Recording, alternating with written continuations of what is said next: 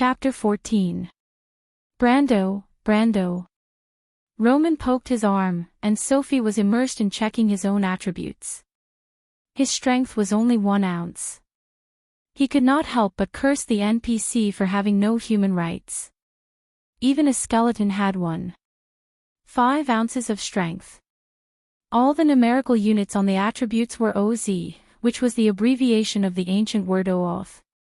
The strength of 1 ounce meant that one could lift around 50 kilograms, and the strength of a punch would not exceed 150 kilograms, which was about the strength of an adult man.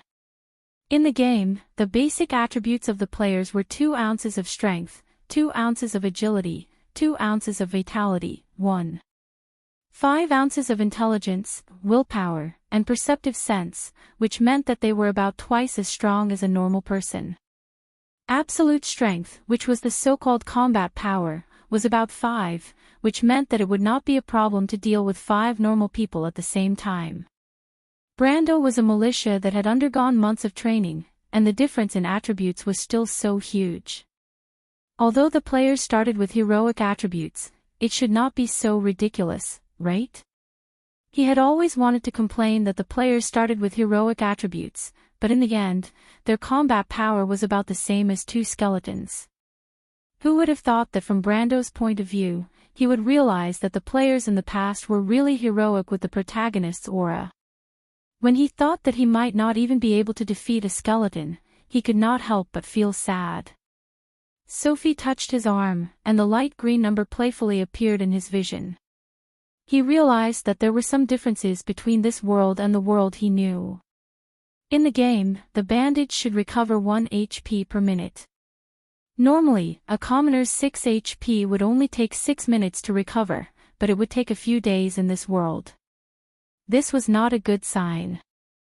Fortunately, the usage of skills were basically the same, and as long as he recalled the basic knowledge he obtained from his identity as a civilian, he would be able to recall some common knowledge about this world. Recalling the military organization he obtained from his identity as a militia, he would be able to recall Erwin's general knowledge about military organization. Although there were some differences, the knowledge seemed to exist directly in his real memory. Like swordsmanship, he could clearly feel that it was a skill that gathered bit by bit in his every move after months of training.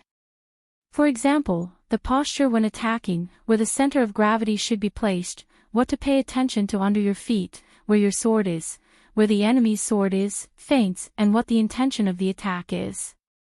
However, in the game, the system would only give you a few rough sword paths before you attacked. Then, it would help you adjust your attack during the attack. Here, you didn't need to know the why. You just needed to know the how.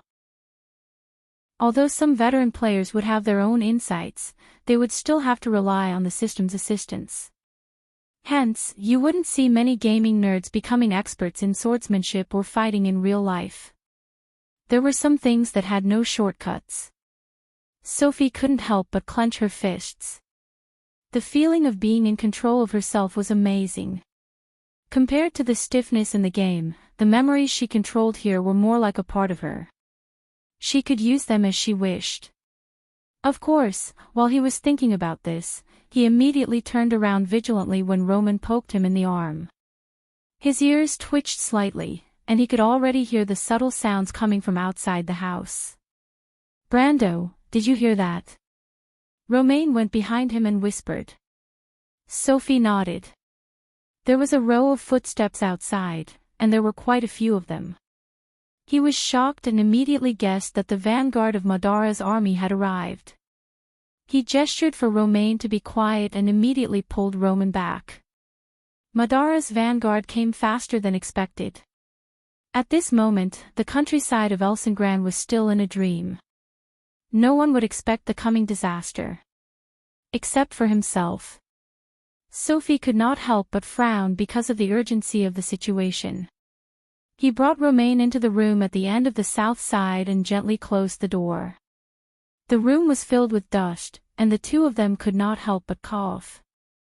This was a guest room that had not been used for a long time, but he knew that it was safe to monitor everything that was happening outside the manor from the window.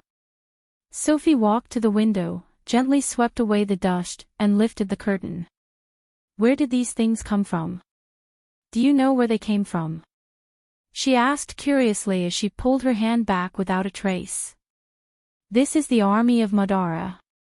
The war has broken out. He carefully glanced outside as he answered. Sure enough, it was Madara's vanguard. Sophie could not help but take a light breath. In the middle of the manor stood a black mass of skeleton soldiers. He counted 3 small groups, a total of 45 skeletons. A dark red light jumped in the darkness. There were 3 liches controlling the low-level undead. They had the classic appearance of a skeleton wearing a long robe, holding a bone staff, and looking at the low-level Madara soldiers with flashing green phosphorescent eyes. Brando's grandfather's old house was located on a hillside not far from Butchie, overlooking the village. It was more like a small manor near the village. There used to be 5 or 6 families, but they all moved away, leaving only Roman and her aunt. The girl took a light breath in the darkness. Where's Aunt Jenny? She went to a nearby town and will be back for a week. Sophie could not help but look back at her. In the darkness, he could only see a pair of sparkling eyes, but they were flashing with an inexplicable excitement. Aren't you afraid? He could not help but ask. I don't know, Romaine whispered. She looked up and said, but my heart is pounding, as if it's very exciting. Sophie was speechless. This young lady's way of thinking was indeed different from ordinary people. But some people were born to take risks. Perhaps Roman was such a person. He pretended not to hear and looked back at the window. The liches had not swept their eyes in this direction, so Sophie could continue to observe without worry. There were shadows in the forest in the distance, and there should be a lot of enemies in that direction. With a rough estimate, the size of Madara's vanguard was more than 100. This was not a small number. With such a large army, there must be a necromancer's apprentice secretly controlling them. In his opinion, this was simply bad news. In the game, a necromancer's apprentice in Madara was equivalent to a level 10 player. Even if they were alone, 7 or 8 well-trained adult men, soldiers or militia, would not be their opponent. Not to mention, there were only 2 of them, and the Roman had an army under his command. Sophie could not help but tap on the window sill with his finger. It would take at least 5 minutes for Butchie's guards to arrive here, which meant that if they encountered an enemy, they would have to defend themselves for at least 5 minutes before reinforcements arrived. This was under the condition that Butchie would discover that they were being attacked. But how could he warn them? He could not help but feel a little troubled. The best way was to set a fire. The bright fire and smoke would spread far in the dark, and the fire would be a clear warning to both humans and animals. But whether to set a fire, and how to set a fire, was still a problem. Brando. Will we die? It's hard to say. Silence fell in the dark room. The darkness was deep and serene, and only the cold moonlight from the corner of the window shone in, creating a small silver path in the dark house. Sophie pondered for a moment, and was about to close the curtains and calm down to think of a way to escape. But at this moment, a conversation came from outside. Where is that pitiful worm's corpse? Bring him out for me to see. Didn't the information say that there were only 2 women living in this manor? First, it was a young man's voice, but it was somewhat cold and sharp. The voice that followed sounded dry and old, like the cracking of broken dead wood. He's just an unlucky wretch, master. This conversation made Sophie's heart tighten. He looked outside again, and quickly found the source of the 2 voices under the shadow of a large tree. There, a guy wearing a loose black robe was talking to his underling, the necromancer. Sophie's gaze quickly fell on the other person's cuffs. He could vaguely see a circle of grayish-white bone decorations, which proved that the other person was indeed a necromancer's apprentice. He was not wrong. Remember, I don't need your opinions. You just need to do as you're told. The necromancer under the black robe suddenly stopped talking and looked up at Sophie. Sophie's heart skipped a beat, and he immediately closed the curtains. Oh no, he thought that he was a veteran warrior over level 130, and had completely forgotten that the necromancer's perception and level of concealment were much higher than his. This way, he would not be discovered immediately, but it would definitely arouse the necromancer's suspicion. Sure enough, he immediately heard the necromancer say from outside, "Okay, hurry up and do it. I feel that there's a living person in the house. Be careful, these days I've been suspecting that the necromancer has discovered our plan.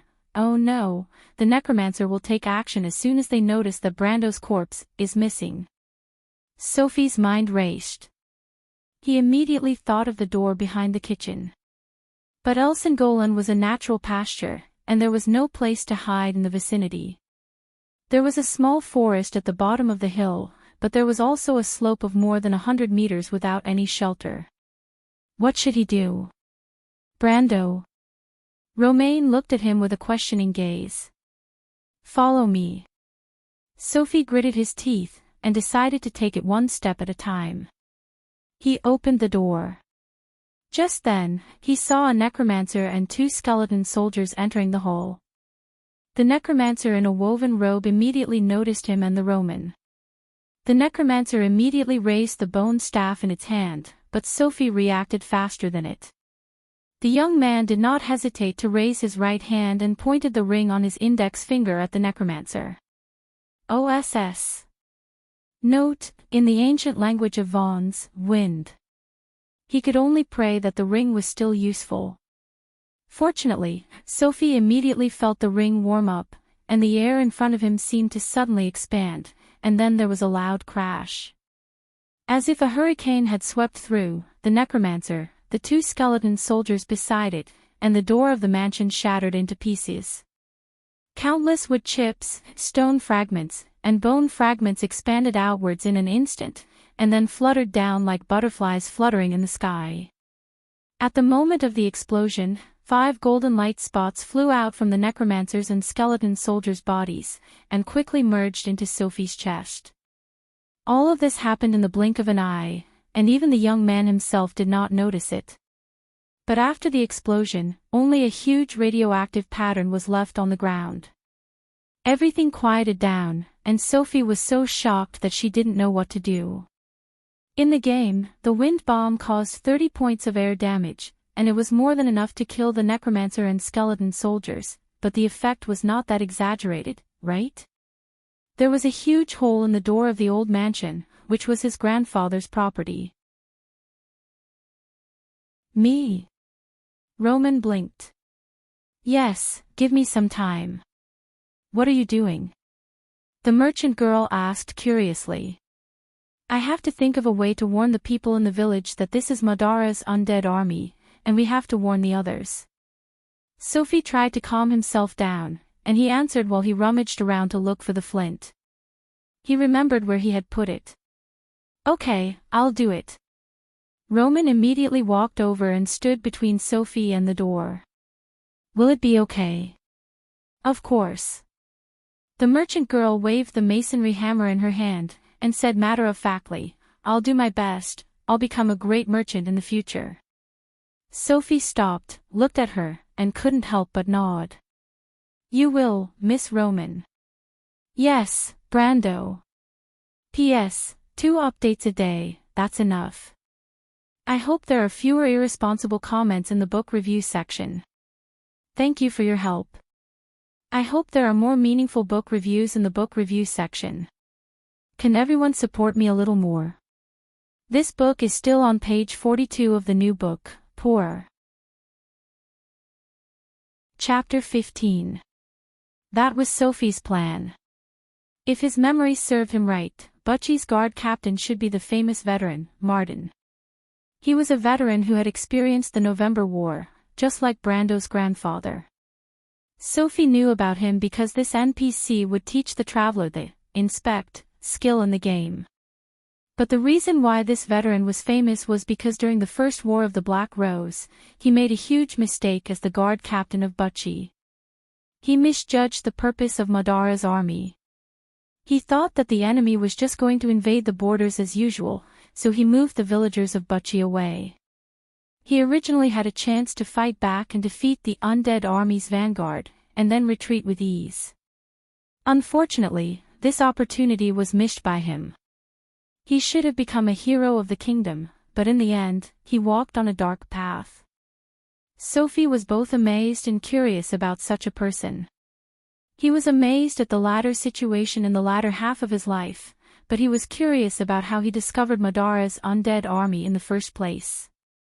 After all, this was the only variable in the entire Grimoires region. Could it be because of me? An impossible thought popped into Sophie's mind. But he immediately threw this ridiculous thought out of his mind. Now he wanted to change history, and he had to think of a way to remind the enemy. Fire, in military regulations, symbolized warning and invasion. Sophie could only hope that the enemy was awake enough. Banging sounds could be heard outside the door, and as the seconds passed, it was as if they were immersed in a tense atmosphere. Brando, they're coming in. The Roman held the masonry hammer tightly with both hands, and she frowned as she stared at the kitchen door, as if she was afraid that it would be accidentally knocked open. Sophie did not have the time to think about this. Once the skeleton soldiers swarmed in, they would be dead. But when he heard Romain's shout, he could not help but turn back to look at the door. The kitchen door made a creaking sound, and sharp swords were constantly being stabbed and pulled out. Madara's swords were as sharp as the fangs of a beast. Something outside suddenly hit the door, and with a loud bang, a layer of dust fell from the roof. The wooden door creaked and groaned, and the crack widened a lot in an instant. Calm down, calm down. Just treat it as a game. Sophie, think about all the missions you've been through. This time, it's nothing. He tried to take a deep breath to calm himself down. He wrapped the cloth soaked in oil around a bundle of straw and firewood, and tied it tightly with a leather band. He was very familiar with the process. Making a torch was a basic skill in the game, although it wasn't even a basic skill. This was one of the better ones. He also knew how to make a torch that could only burn for 5 minutes. He remembered that he had tried it once in the underground tunnels of Nocturne and Hain using dry lichens and shrubs. However, there was not much time left for him. Soon, the door shook violently again, and the door frame made a loud creaking sound. Dust flew everywhere, and then fell down in a flurry.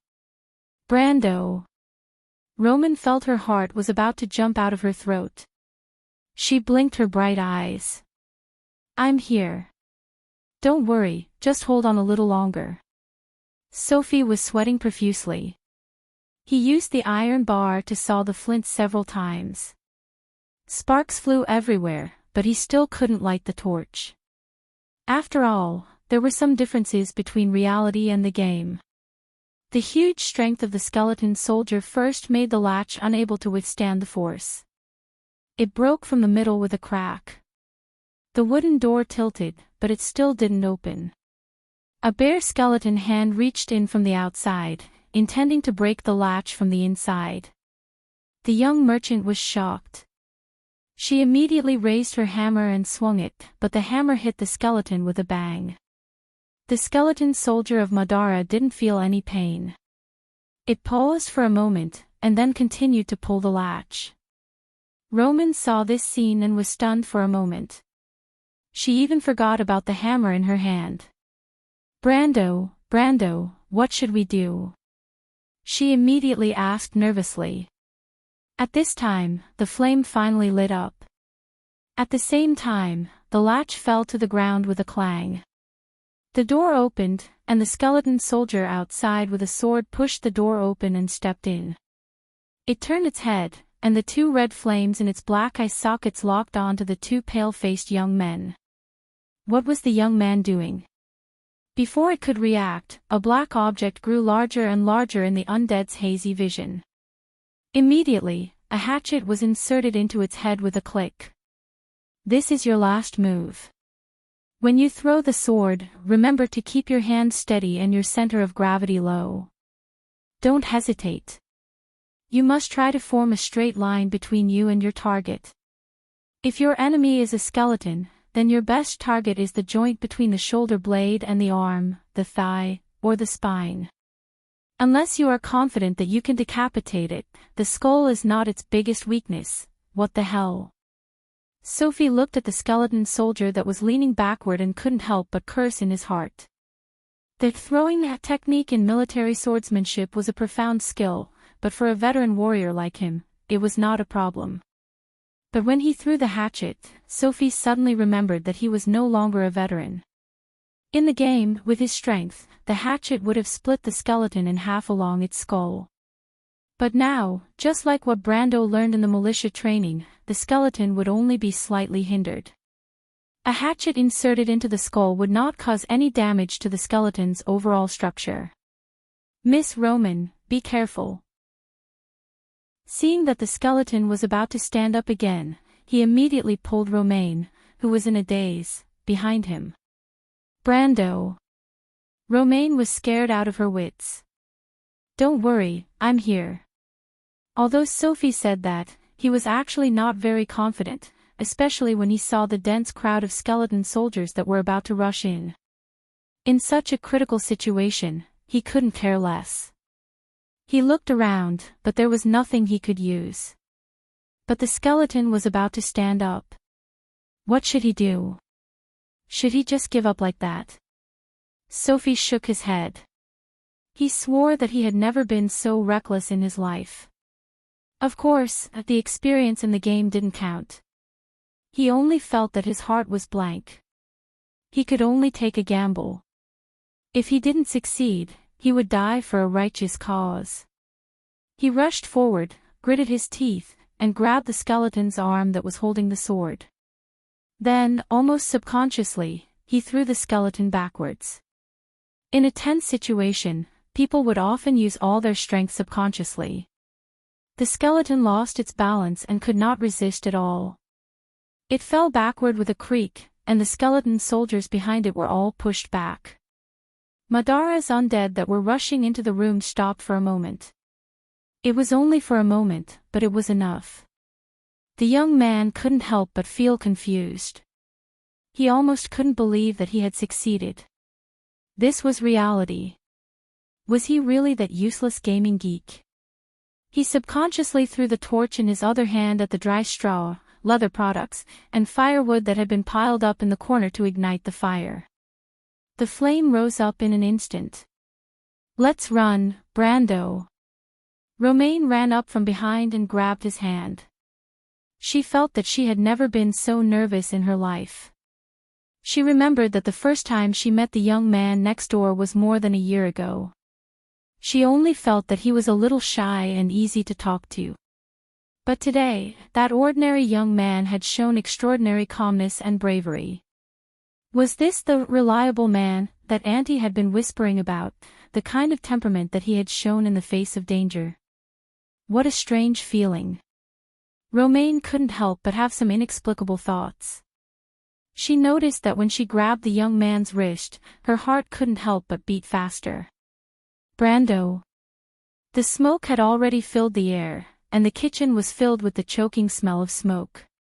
Only then did Sophie wake up with a start. Martha above, he actually burned down her grandfather's old house. Brando would have to bear the consequences this time, even though he was Brando now. His mind was in a mess, but Brando's memories still prevailed in the chaos. But soon, a dry, low voice came from behind the smoke. Hurry up, undead soldiers. Put out the fire and get that bug out. We've only got a minute, the voice reminded the young man that he was still in danger and had to find a way to escape. But Sophie knew that the low-level undead that were powered by the soul fire were instinctively afraid of fire. It would be difficult for the Lich to get his skeletons to overcome this in a short time, so this was his turn. But fire was a double-edged sword, and he had to hurry. Miss Roman, follow me. Sophie pulled a roll of sausages from the ceiling and led Romaine to the back door. It wasn't that he was greedy, but it was almost a subconscious instinct for the players in The Amber Sword to prepare food before escaping. The fire was getting bigger and bigger, and the surroundings were in a sea of fire. Smoke filled the air, and the temperature rose rapidly. But Sophie quickly found the small door that delivered food in his memory. He pushed it and it was locked. Sophie coughed, and Romain coughed violently behind him. He calmed himself down and fell down, and immediately found the metal latch. He was about to open it, but hesitated.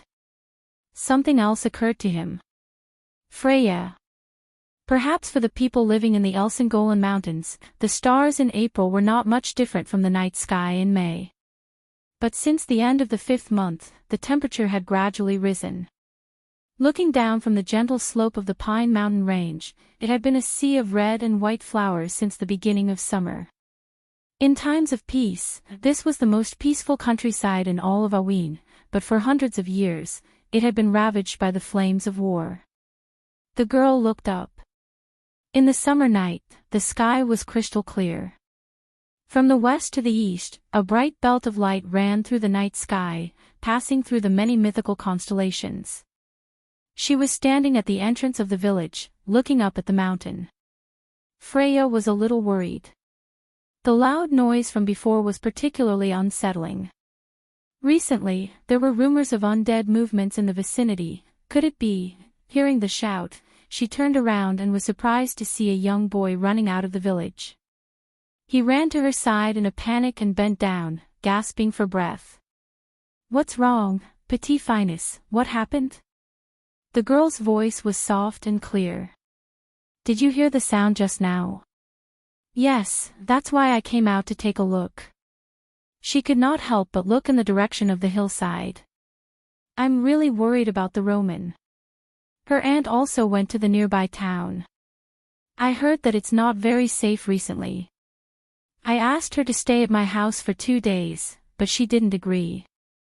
The boy looked up at her and could not help but widen his eyes.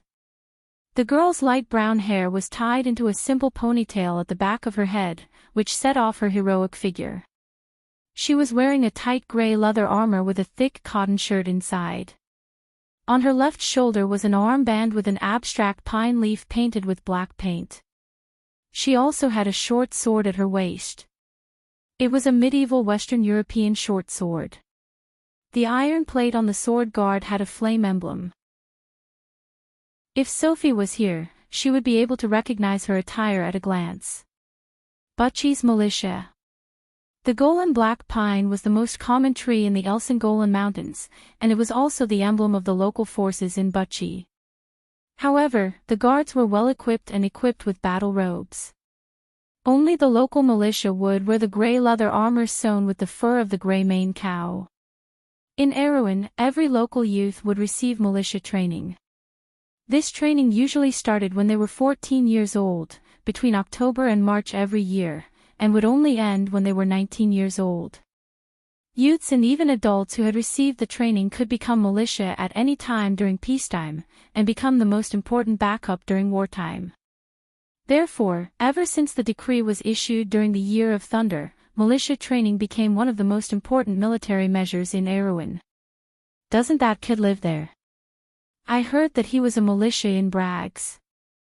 The boy was puzzled. "TSK, the people in the city are not trustworthy." The girl flipped her long ponytail and could not help but frown. "It's because that guy is there that I don't feel at ease." "You're just prejudiced, Sister Freya. What do you know?" "Forget it."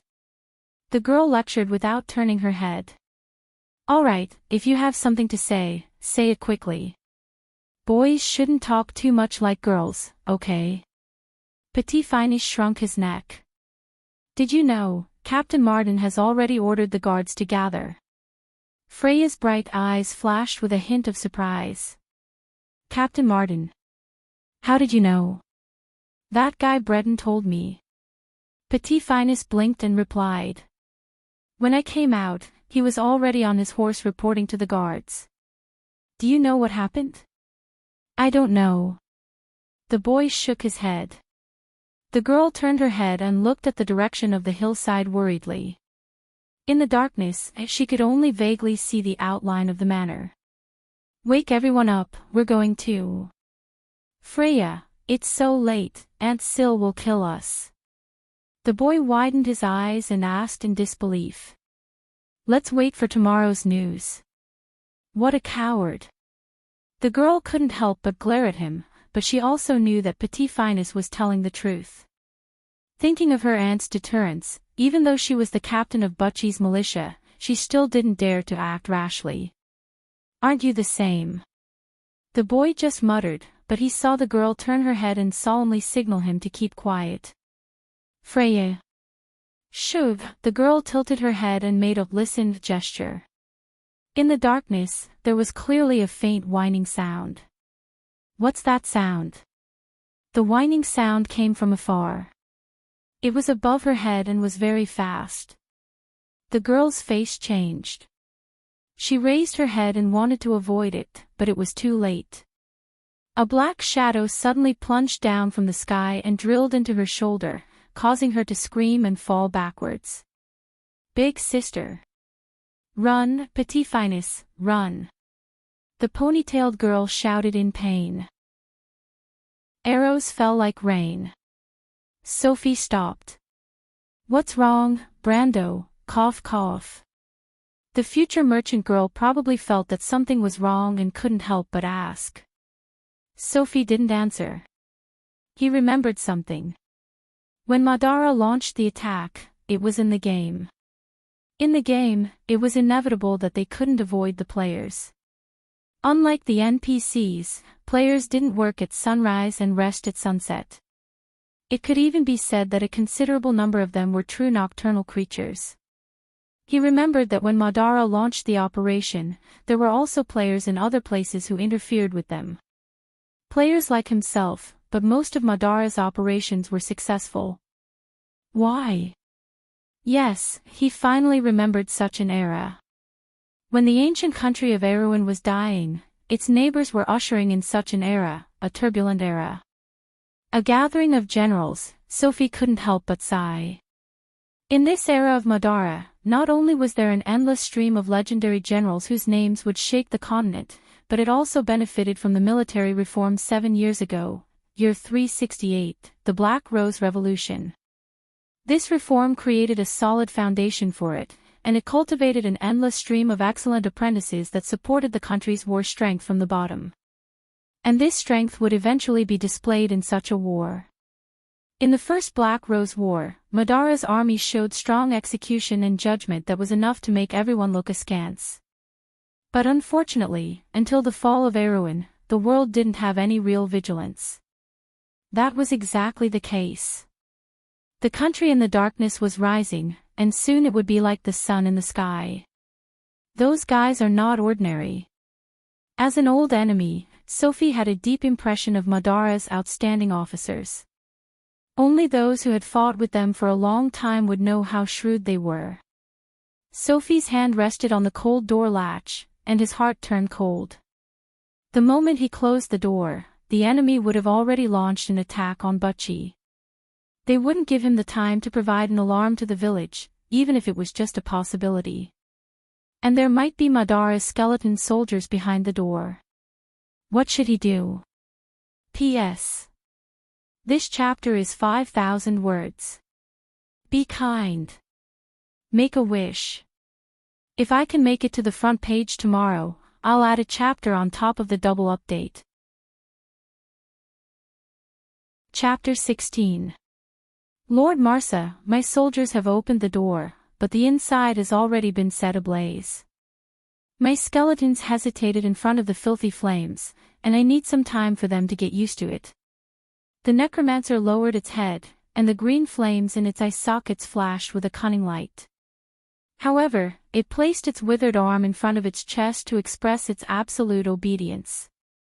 Madara had a strict hierarchy, and anyone who tried to overstep it would feel fear from the depths of their soul.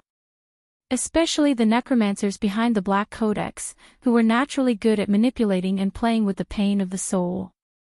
The necromancer's apprentice used his pale and slender fingers to lightly tap on his dark black silk robe.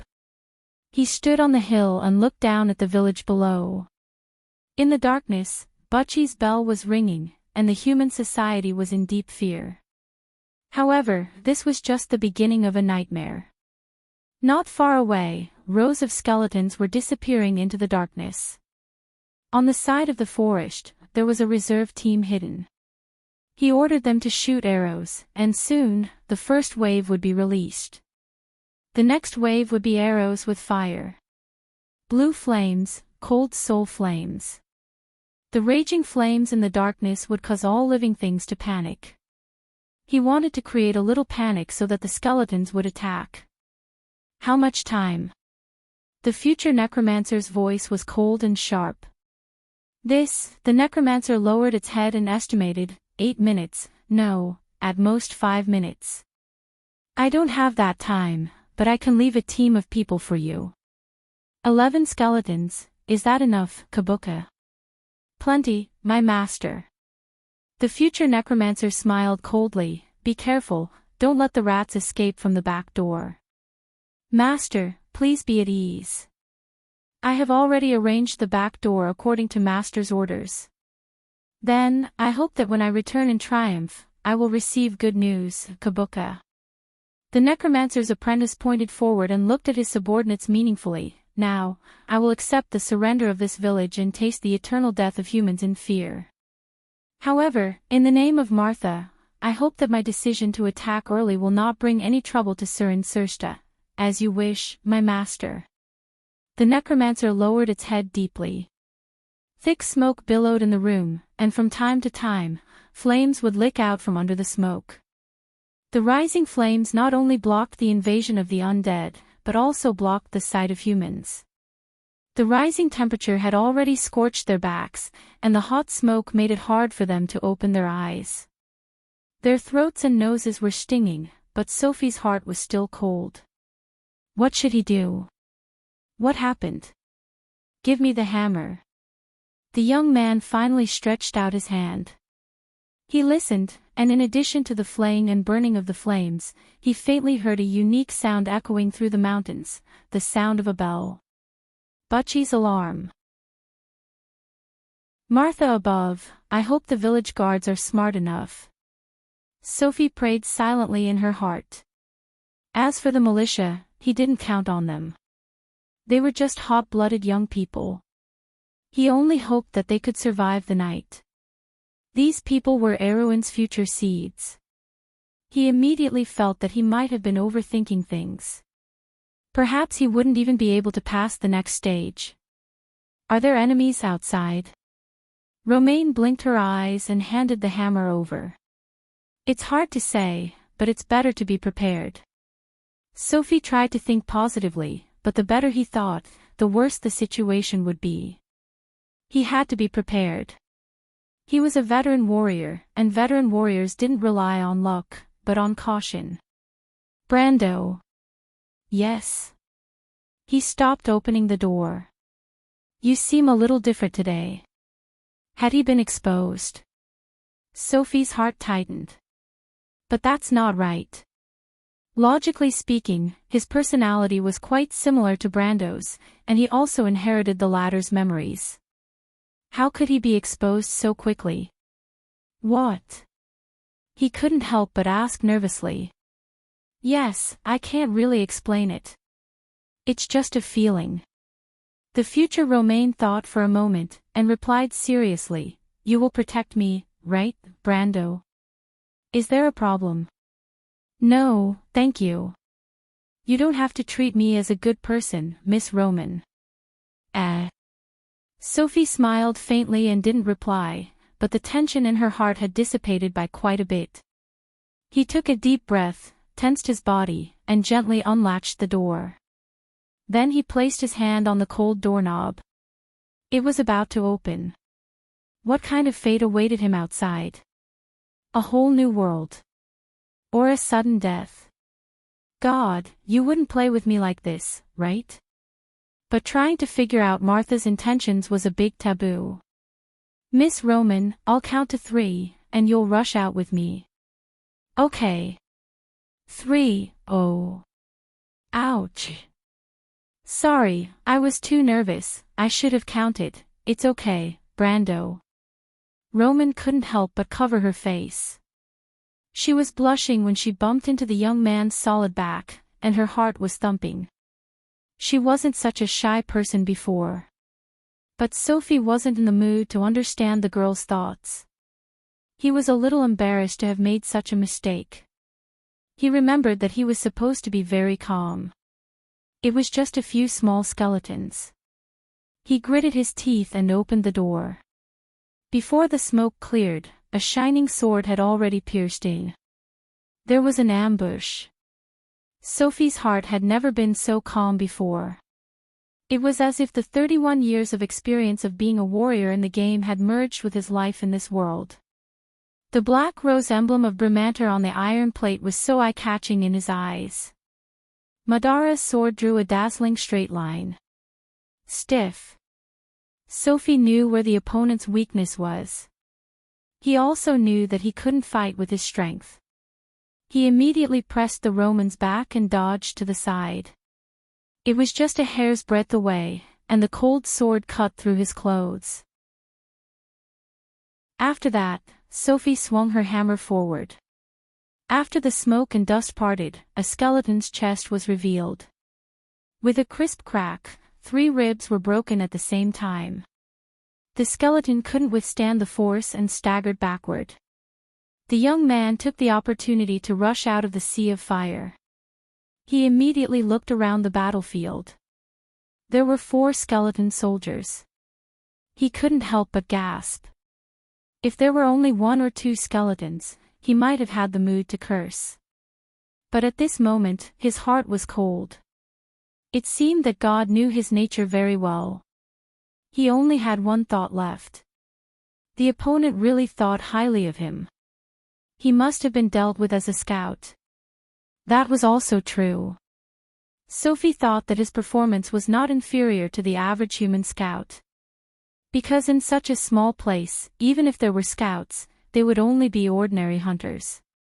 But it seemed that it was not a good thing to stand out too much. He felt Roman holding his hand tightly from behind. The girl's subconscious actions revealed her nervousness. He wanted to say something to comfort her, but he didn't know what to say. He looked up. The dark forest was just below the hillside. But how could he cross the distance in the middle? He didn't have wings. The mountain wind blew, and his wet forehead was cold. The 4 skeleton soldiers had already surrounded him. What should I do? Close my eyes and wait for death? Sophie could only subconsciously protect Romain behind him. He couldn't help but think that it would be good if he was still a level 130 warrior. Dealing with these skeletons would be a piece of cake. But there were no ifs in this world. Reality was really detestable. Wait, level. The young man suddenly realized that he seemed to have overlooked something. His heart couldn't help but tremble. Yes, the Ring of the Wind Empress. He clearly used the Ring of the Wind Empress to kill a lich and 2 skeletons. In addition to the skeleton that Brando killed before he died, he had 6 experience points. In the game, a swordsman only needed 5 experience points to level up from level 1 to level 2. His only hope was that this place was not too different from the game. 6 experience points, the omnipotent and omniscient Martha. As long as he had a new level, he would have a chance to escape. Sophie knew that he didn't have much time. The 4 skeletons were already in front of him. He might only have a breath's time, for seconds, to live or die. He used the fastest speed imaginable to cast a piece of dark green data on his retina. XP, 6, Commoner level 1, Militia level 1, 0/3, thank God. He knew what he needed. Although it was a waste to invest experience points in a militia class, he couldn't care less at this moment. No matter how wasteful it was still better than becoming a cold corpse, wasn't it? Militia, 6 experience points, quick, let me level up. He tried his best to think in his heart.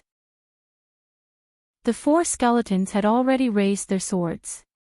He felt Romain hugging him tightly from behind. "Brando, they're coming." But the data quickly changed. XP, 0, Commoner level 1, Militia level 2, 6/10. A warm current flowed through Sophie's body. He knew that he could get 0. 1 ounce of strength and 0. 1 ounce of vitality from the militia class. But it didn't matter. It was important to know that when a swordsman leveled up from level 1 to level 2, their strength and vitality would be increased by 0. 2 ounces, not to mention their dexterity and perceptive sense. So compared to the militia class, he was useless. But it didn't matter. The important thing was that Sophie knew that when a character leveled up from level 1 to level 2, he would get 3 chances to choose his innate skill. Yes, this was the first time. It was also the fairest time. This was the first time he would be reborn. He waited anxiously. 1 second felt like 10,000 years. But finally, the insignia that represented his innate skill lit up on his status panel. Innate skill, unyielding. Sophie's eyes lit up with a blazing flame. 4 swords were on his body, but he only symbolically raised his masonry hammer, avoiding his head, heart, and other important parts. Pu. At least 3 swords stabbed into the young man's body at the same time. He only felt one thing, it was F*King painful. But Sophie knew that with his innate skill, he wouldn't faint from blood loss for at least 5 minutes, and he definitely wouldn't die from any physical attacks for at least half an hour.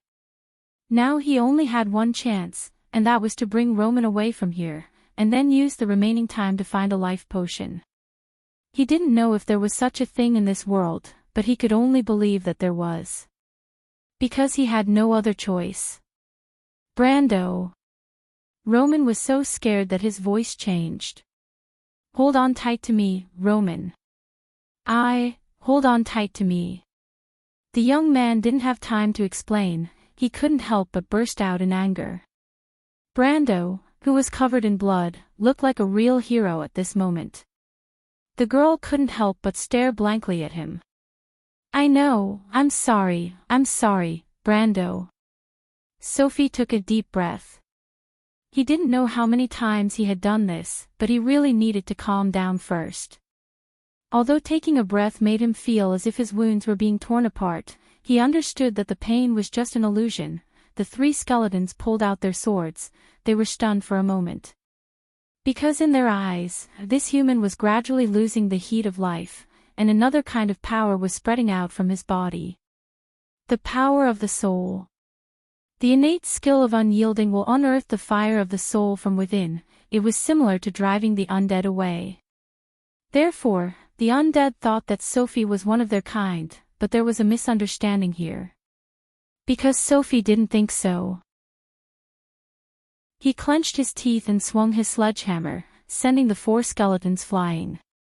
This wasn't because the young man's strength suddenly increased, but because it was completely out of the opponent's expectations. Sophie grabbed Roman's hand and took this opportunity to quickly rush out. "Miss Roman," he said with difficulty while running. Yes. "Listen carefully," Sophie said while gasping for breath. The innate skill didn't overdraw his physical strength, he already felt that the scenery around him was somewhat blurred. Only the whistling sound of the wind was left in his ears because he was running. If I faint, bring me to Butchie, be careful to avoid Madara. Go to the holy temple in town, find health potions, do you understand?" I understand, Brando. You won't die, right?" "I don't know, cough. Let's see what Master Martha arranges." Sophie didn't know if Romain really understood, but he only had the strength to say so much, the rest was just like what he said, let's leave it to fate. He couldn't help but turn his head. In a blur, the fire on the hillside was soaring to the sky. He sighed and closed his eyes tiredly. Was he really that otaku who was addicted to games? Perhaps at this moment, the life of the past was really far away from him. He really couldn't believe that there would be a day when he was so brave and decisive. Maybe even if he died like this, he would feel at ease. Because I'm no longer a useless person, P.S. Can today's results let me watch at midnight? Let's wait and see. I hope that there will be fewer crappy book reviews in the book review section, and more meaningful book reviews like Marshall Shinglong's. Chidian website welcomes all readers to read. The latest, fastest, and most popular series are all at Chidian Originals. Chapter 17. Sophie felt like he was in a long dream. In a quiet and dark environment, everything in the dream seemed bizarre. However, there was only a black moon, a dark lake, and a tall tower that stood silently in the middle of the dream. Did the moon symbolize something? What did the tower symbolize? Or was it just a nightmare? Sophie did not know, just like he did not know when he would wake up. This state lasted until he heard a conversation in a daze. Freya. Brayden, have you contacted him? It was a girl's voice, bright and clear. No, there's a group of monsters guarding the road. We can't find where Uncle Martin and the others went, and this guy. The second voice was still a child, and the source of the voice turned to him. Sophie's heart skipped a beat, and he seemed to feel a gaze on him. This gaze was like a link to the world, causing his body to gradually sink. The next moment, the young man realized that it was gravity. Sophie finally confirmed that he could feel his body, although it was still not under his control. His breathing was a little erratic. Was he dead? He's injured, take care of him. The girl's voice replied. Injured? Was it talking about him? Yes, he was seriously injured. His thoughts became clear, and everything that happened before was like an early movie in his mind. From the moment he was reborn in the body of the young man named Brando, Sophie never thought that he would one day be able to risk his life to do something. It did not seem like a decision that an otaku would make. But he succeeded in the end, for Martha's sake. Freya, he's awake. The child suddenly said. What? I saw his eyelids move. That's impossible. He was seriously injured. Mackie said. Ah. Seriously injured. Indeed, Brando was already seriously injured, and later when he activated his ability, he was stabbed 3 times. He remembered clearly that each of the stabs to his lower abdomen and right chest were genuine piercing wounds. Sophie's mind became active, and with a thought, the sounds around him became clear. The sound of panicked shouts, the crackling of the flames, the clashing of metal, and the sound of footsteps mixed together to drown out the previous conversation. The surrounding temperature gradually rose. At first, he felt a warm heat licking his face, but after a while, the temperature gradually became hot. Hot. He blinked his eyes and struggled to open his eyelids. The first thing he saw was a girl's shocked face. The girl who should be called Freya. Sophie's first impression of her completely matched his imagination of the owner of the bright and clear voice. She had light brown hair, big bright eyes, and her long hair was tied into a ponytail, which accentuated her heroic face. She was looking at him with her head lowered, and Sophie was also looking at her at the same time. She wore a close-fitting gray-white leather armor with a thick cotton shirt underneath. On her left shoulder was an armband with a beautiful black pine leaf painted on it with native paint. Butchie's militia. He also noticed the sword in the girl's hand. It was a medieval Western European sword, and the iron plate on the sword guard had a flame emblem.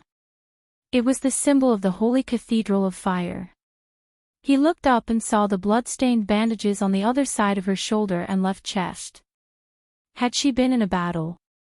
Every detail could not escape Sophie's eyes.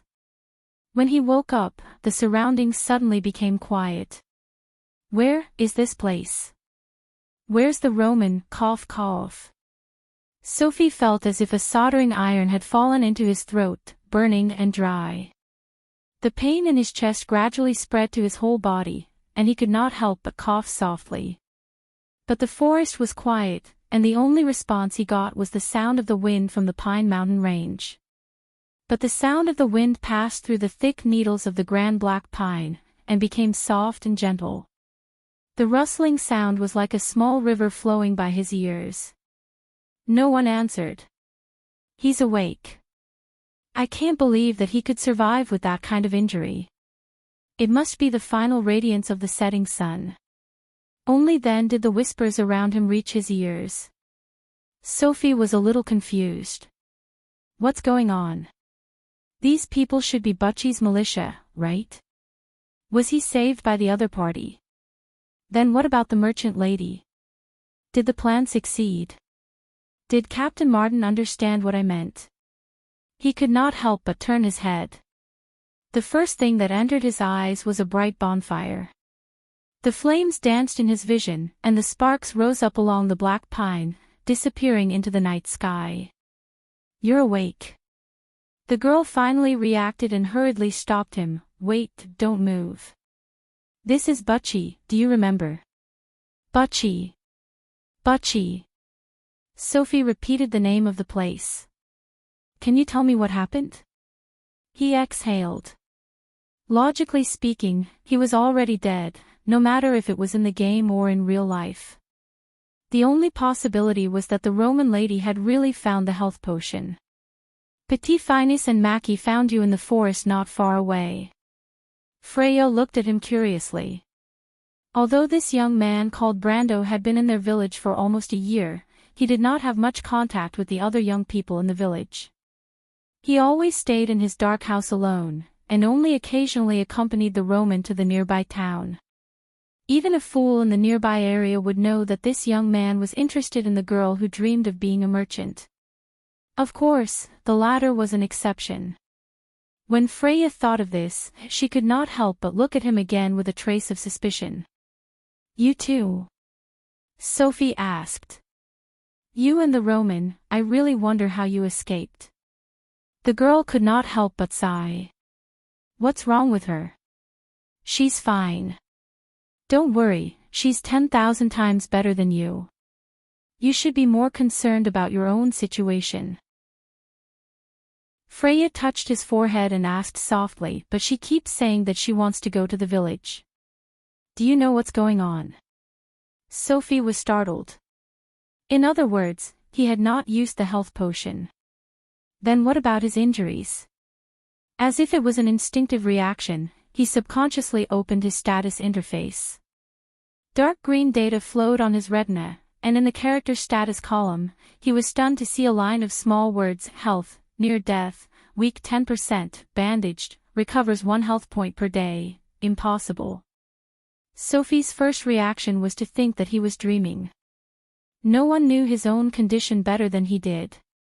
There were fatal wounds all over his body, and he was bleeding profusely.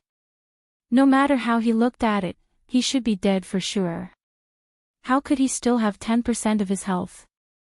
Sophie shook his head, trying to clear his mind, but he saw the girl beside him with a nervous expression. Don't move, you're heavily injured. Don't worry. He waved his hand subconsciously. Sophie was clear about his own condition. Although he had some doubts, he was not in a state of blood loss, and there were no other abnormalities. Although he was still weak and near death, he knew that he could not rush it. He could only rely on slowly recuperating. Because his injuries were stable, at least his life was not in danger. And this was what he was most confused about. How did his injury stabilize? The unyielding talent did not have this ability. You. Freya could not help but widen her eyes. She had never seen someone who did not care about his life. At first, everyone thought that this guy was dead for sure, but they didn't expect him to wake up. Just this alone should be enough to thank Mother Marcia for her favor, right? The problem was that this despicable guy still didn't seem to care at all. He should cherish his own life. Lie back down. The girl could not help but take a deep breath and ordered with gritted teeth. Sophie was stunned and could not help but look at the girl. What was wrong with this girl? You also received militia training, right? My name is Freya, and I'm the leader of Butchie's 3rd militia unit. I'm requesting you to listen to my orders for the time being. Freya's face reddened as she realized she had lost her composure. Is that all right? You are Freya. Sophie was shocked and blurted out, Freya Alicia, born in the year of the moonflower, your father is the great knight Everton. What's wrong? The girl was stunned by the series of questions. No, that's not right, my father is only a carpenter in town. Suddenly there was a burst of laughter. Freya, this kid's flirting skills are very good. You have to be careful, big sister. No one will treat you as a mute if you speak less, Mackie, Ike. Freya turned her head back and glared at the young people. Sophie also took this opportunity to look at these people. There were 7 or 8 people in this militia team, which was in line with Erwin's organization, but the leader was actually a woman, and there was also a little brat.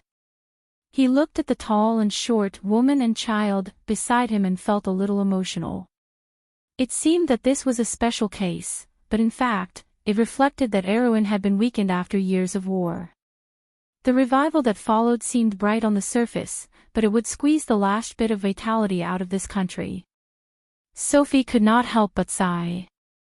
He had witnessed this period of history from beginning to end, but he did not expect that he would have to experience it again in this life. But perhaps he could change something. He looked at the girl beside him in a daze. That's right, Freya Alicia. Erwin's last general, who was later called the Valkyrie of the kingdom. She was the daughter of the Fire Scepter Everton, who was lost in the countryside in her early years. Later, she was recognized by the Princess Regent and became one of the top stars in this country. He did not expect that she had also experienced this war. Unfortunately, now was not the time to let the other party take the initiative. Sophie understood that he had to be responsible for his own safety, and of course, for the lives of these young people. What are you looking at? Freya turned her head, and when she met the young man's gaze, she could not help but be stunned.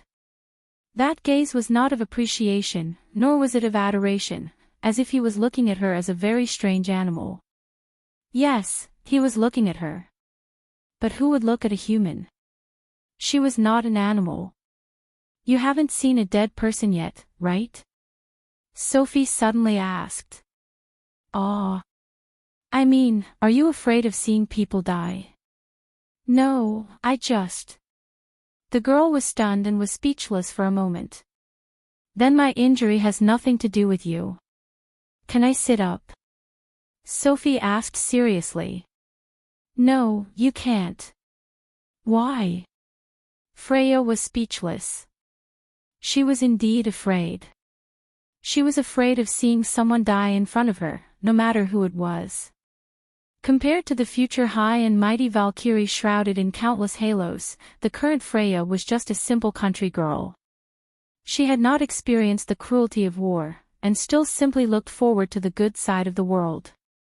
Sophie smiled slightly. He had also not seen a dead person, but if he counted his experience in the Amber Sword, he was more than twice as much as Freya was now. He had at least experienced the pain of loss. The thoughts of the people and things of the past tossed and turned in his memory, tormenting and hesitating. It was this kind of feeling that made people mature and know how to cherish. But it also planted the seeds of hatred. So, she's just a little girl after all. What ability do you have to make me listen to you, Miss Freya? Sophie knew that it was not good for him to dwell on this topic. He glanced at the bandage on his chest and immediately changed the topic. Did you guys apply the bandage on my body? Big sister did it. She is the only one here who knows how to first aid. The little brat next to him rushed to answer. He looked curiously at the young man, who seemed to be very experienced. Braggs's militia was different from their small place. I can barely stop the bleeding. Don't think about moving around, I don't want to help you again. Freya immediately reminded him. In addition to stopping the bleeding, the recovery effect of the bandage could only be used once. Sophie was of course aware of this. But this time he politely replied, "Thank you, although your skills are a little inferior." Martha above, Freya took a deep breath. At this moment, she had the urge to strangle this smiling guy. What the hell was he trying to do? P.S. Looks like the wish of the third watch has been shattered. There are still 11 left everyone, let's continue to make wishes today. If we can reach the top 12 today, we will explode. Chapter 18. So, where exactly are we? After taking control of the conversation, Sophie began to ask for the information he wanted. He realized that he had changed a little. In the past, he could only speak so confidently in the game and easily grasp the rhythm of the conversation. Perhaps it was because he thought of this place as the world of the Amber Sword. His experience in the game was enough to make him treat these young people as if they were really children. He naturally exuded a confident temperament. This confidence unconsciously affected the others. Whether it was Freya or the others, they gradually felt a little different. Consciously or unconsciously, the focus of the conversation shifted to Sophie. Not far away, a few young people also raised their heads and looked over. "This is the red pine forest, don't move." The ponytailed girl took a breath and tried to calm herself down. Sophie raised his head in surprise. As expected of the future Valkyrie, she learned to adjust her emotions so quickly. But in his opinion, she was still a little immature. Red Pine Forest? Wait, why are you here? Sophie was surprised again. He remembered this place was called Dwarf Valley in the game. It was the habitat of level 14 brown bears.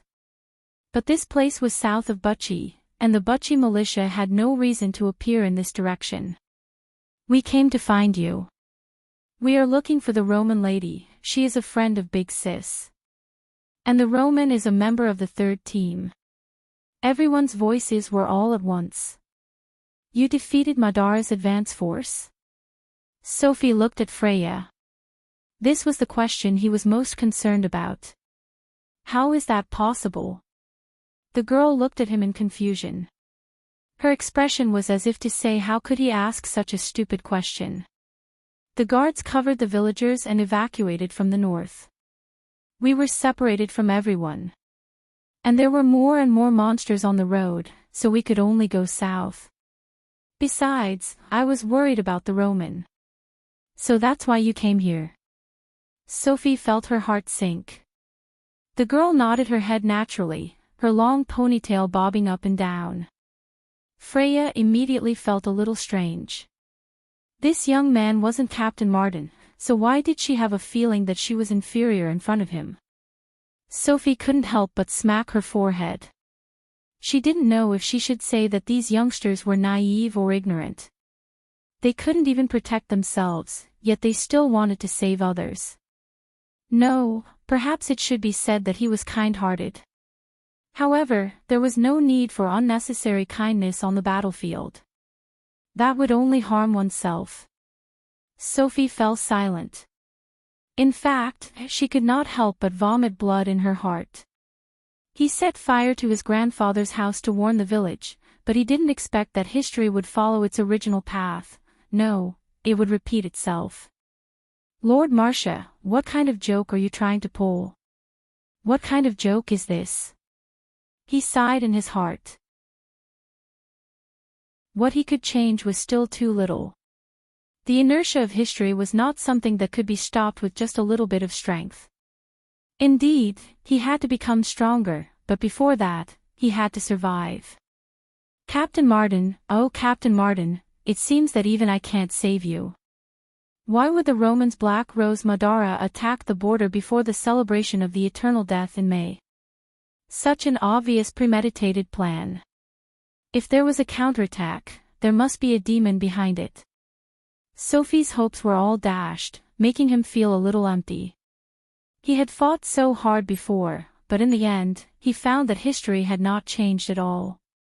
This kind of blow was really depressing.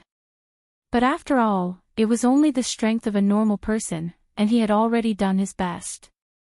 Brando. He was in a bad mood, but a surprised voice sounded in his ear.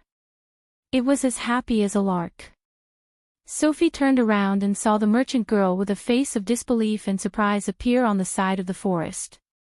There was also a girl wearing a gray leather armor beside her. It must be this girl who went to inform her. The Roman came to his side like a gust of wind and stared at him cautiously, as if she was afraid that he would suddenly disappear. I knew it, Brendel, you'll be fine. She sighed in relief and said happily. That's right, Brando. Freya didn't let me go back to Butchie, Then the merchant girl hurriedly explained, as if she was afraid that he would be angry.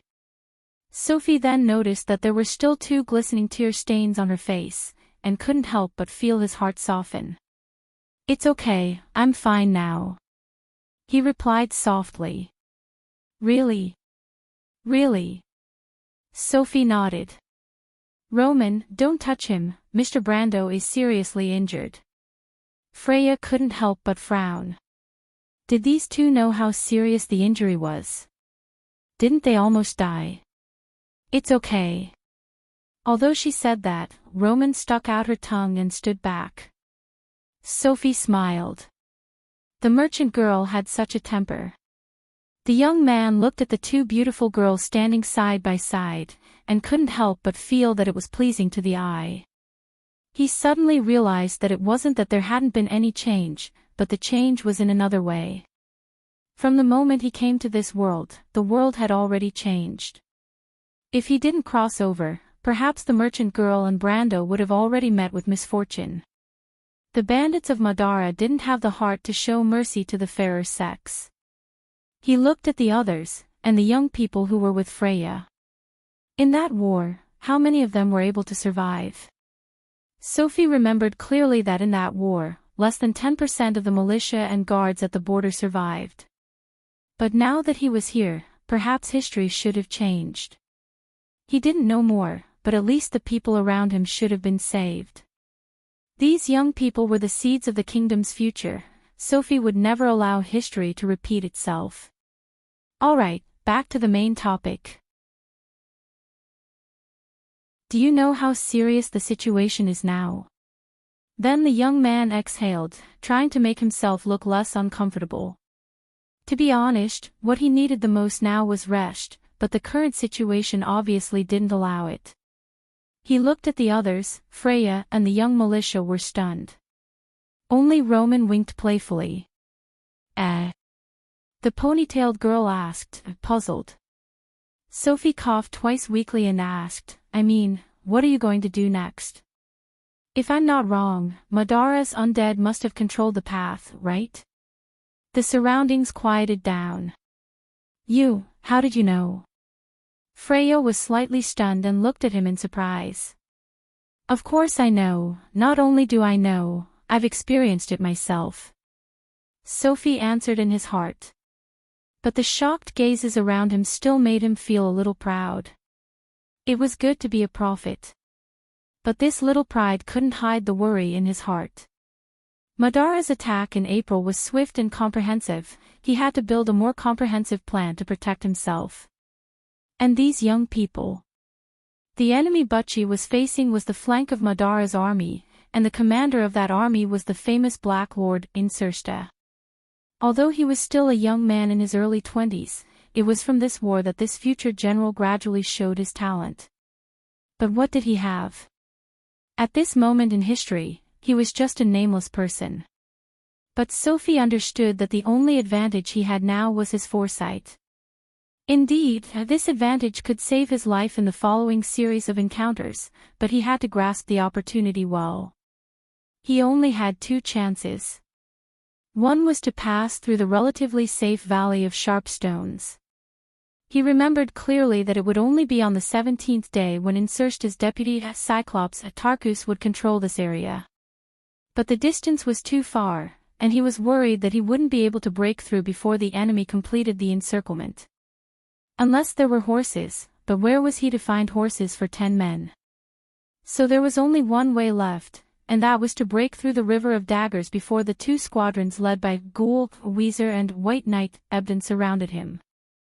Until the end of April, there was only a skeleton squad led by a necromancer stationed there.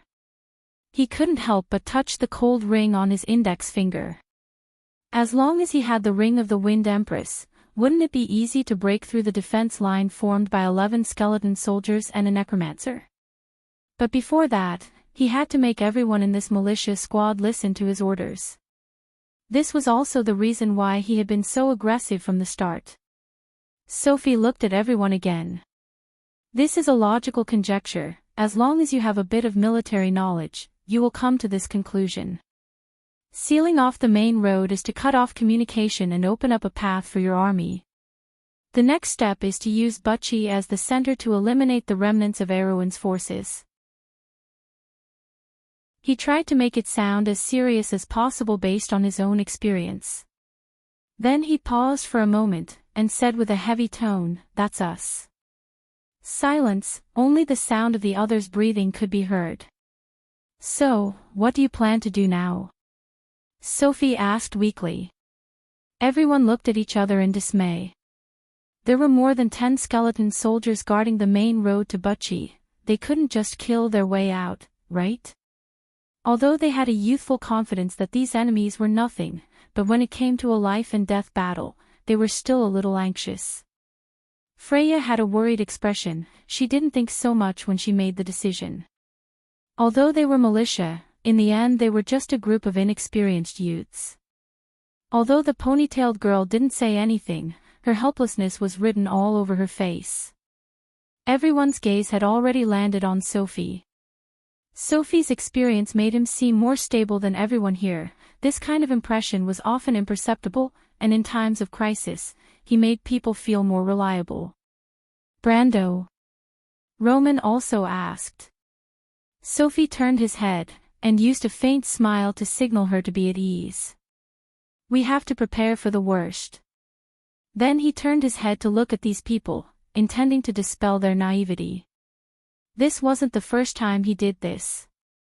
In the guild, the newbies who went to the battlefield for the first time always had an optimistic attitude, and once they suffered a blow, they would fall into a state of helplessness, so they would quickly crumble in front of an experienced team. In fact, the gap between players wasn't as big as imagined. The key was the mentality. And these old players were responsible for giving the newbies a heads-up beforehand. Prepare for the worst. Sophie was about to speak, but suddenly there was a sparse sound from the forest. Everyone looked in that direction at the same time, and only Freya frowned slightly. She asked in the direction of the shrub, "Jonasen?" "It's me, Captain Freya." Everyone heaved a sigh of relief. But Sophie quietly waved his hand at the ponytailed girl, indicating the latter to be more vigilant. Freya saw his gesture and was slightly startled, but she immediately reacted. Erwin's militia training didn't allow them to leave their posts at will. And Sophie absolutely trusted the military training of Erwin's militia. Although these young people were naive, it didn't mean that they would forget the basic rules of daily training. There was no room for any negligence on the battlefield. "What happened, Johnson?" Freya asked as she put her hand on the hilt of her sword. "I'm sorry, big sister, I was caught." Shernan parted to both sides with a swooshing sound, and 2 people walked out from behind. The first one was a pale young man with his hands raised high with a sad face. And a lich followed closely behind, pointing at the back of the young man's head with its fingertips, while looking at the others with the flickering green flames in its eye sockets. "Hee, I caught a group of little mice." Everyone was stunned. "Johnson. How could you?" Then there was a sound of disbelief.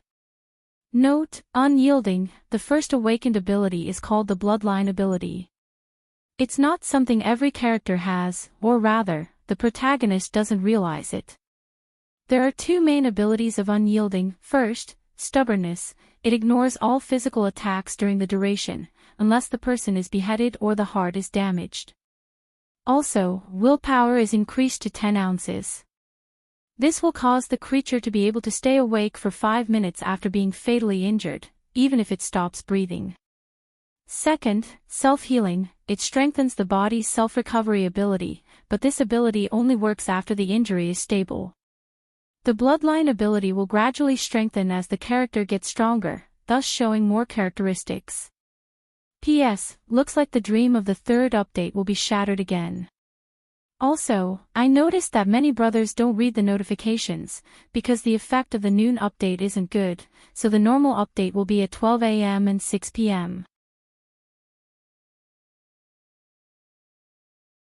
Chapter 19. Johnson. How could you? The young militiamen glared at their companions. The young man who was controlled by the Lich's hand was pale and trembling. Shame and fear made him lower his head. But he didn't want to die, right? Freya felt that her heart was about to stop. She subconsciously pulled out her sword. But the Lich immediately dispelled her thoughts. The green light in its eye socket suddenly flourished, and one of the young man's arms immediately burst like a balloon. Blood splattered everywhere, and the young man screamed miserably. His whole body fell to the ground and curled into a ball. "Ah, big sister, I beg you to save me." Johnson rolled on the ground like a bloody man, wailing in pain. This frightening scene made several people turn around and vomit immediately. The ponytailed girl's face also turned pale. She swayed and almost fell down. "Human girl, you better not act rashly," the Lich warned her with a sharp voice. Its cold eyes swept across everyone present. But it immediately realized that the people present were just militiamen, not worth mentioning. Insects. The green light in the Lich's eye sockets dimmed, and it was somewhat disappointed. It was ordered to hunt down the whereabouts of the human scout that had escaped earlier, and not to get tangled up with these insects. Freya's mind was blank, but she resisted the waves of dizziness and tried to think of a way to get out of this situation. She still remembered that she was the leader of this group, so she couldn't show her weak side. As for the girl beside Roman, she had already fainted. Fortunately, Romain held her. Sophie felt Roman's hand tightly grabbing her sleeve. This was a kind of reliance and trust. Previously, he also held the ponytailed girl from behind to prevent her from falling, but the latter's strength was beyond his expectations. But no matter what, he knew that she needed some comfort at this time. Otherwise, she might collapse first. As a girl who lived in a peaceful era, it was difficult for her to accept such a cruel scene. Fortunately, Erewhon was a war-torn country, and most of the young people here had this kind of awareness. "Freya," Sophie said weakly. The young girl was slightly startled and immediately woke up. She took a deep breath and calmed down with Sophie's help. Sophie could not help but nod in admiration when she saw that her fingers had become much gentler on the sword hilt. This kind of performance could be considered outstanding. Ordinary people rarely could calm down at the edge of life and death. He didn't know why he didn't seem nervous at all. It was as if his mind had become as calm as water after his transmigration and the test of life and death. But no matter what, at least it was a good thing. He continued to ask in an almost inaudible voice, "Do you still remember what I said before about preparing for the worst?" Freya was stunned for a moment and nodded slightly. "Do you still have the strength to fight?" It was an almost undetectable response. Only then did Sophie feel relieved. He rubbed the cold wind Empress ring with his thumb. The response told him that the recharge was only half complete. 3 hours was way too slow compared to the 10-minute charge in the game. But fortunately, half of the energy was enough. Even though it couldn't create a complete wind bullet, it was enough to create a strong wind. Anyway, he had already prepared for the worst. There was no possibility of it getting worse. At the same time, the Lich finally confirmed that there were no other ambushes. It didn't even look at the wailing wretch at its feet and raised its skeletal arm. "Soldiers, kill them all." The shrill and dry voice rang out, and 4 skeletal soldiers with sharp swords and black chainmail appeared from the forest. They appeared from the thin fog, and their bodies creaked as they approached Freya's group step by step. Perhaps Freya's group had thought of fighting back against these cold monsters earlier, but not now. The young people were full of confidence before, but now they were frightened by the cold-bloodedness of the enemy. Their remaining courage was gradually defeated by the aura of death, and they were powerless to resist. They could only retreat step by step until they reached a dead end. Perhaps it was because of their biological instinct to protect themselves that they hurriedly pulled out the swords at their waists. But looking at how timid they were, no one could be sure how much fighting power they had left. Only the sound of inhaling could be heard in the forest. Looking at these pale-faced youths, the Lich couldn't help but sneer from its leaky chin. The green light in its eye sockets flashed as if it was enjoying the pleasure brought by fear. Indeed, human fear was their greatest enemy. They were weak, short-lived, and easily manipulated by useless emotions. In contrast, the undead naturally overcame all these flaws. Each of them could be the best soldier, especially the low-level undead. They didn't even need to think, they only needed to obey. Compared to the well-trained militia of the human race, who acted like helpless children on the battlefield, such weak creatures shouldn't exist in this world. It couldn't help but feel a sense of disgust from the bottom of its heart. Yes, Madara will win. But at this time, the Lich heard an extra voice. "I'll leave it to you." It was the voice of a young man, calm, steady, and full of confidence. The Lich felt its soul fire jump slightly, which was an ominous sign. It immediately turned its head vigilantly. Reflected in its empty vision was a shiny ring. The ring was worn on the index finger of the seriously injured militia.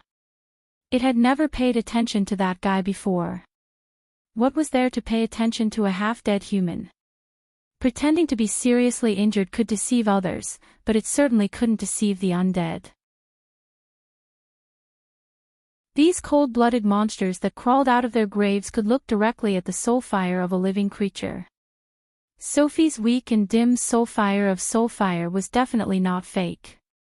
She was a seriously injured soldier. It seemed that it was true.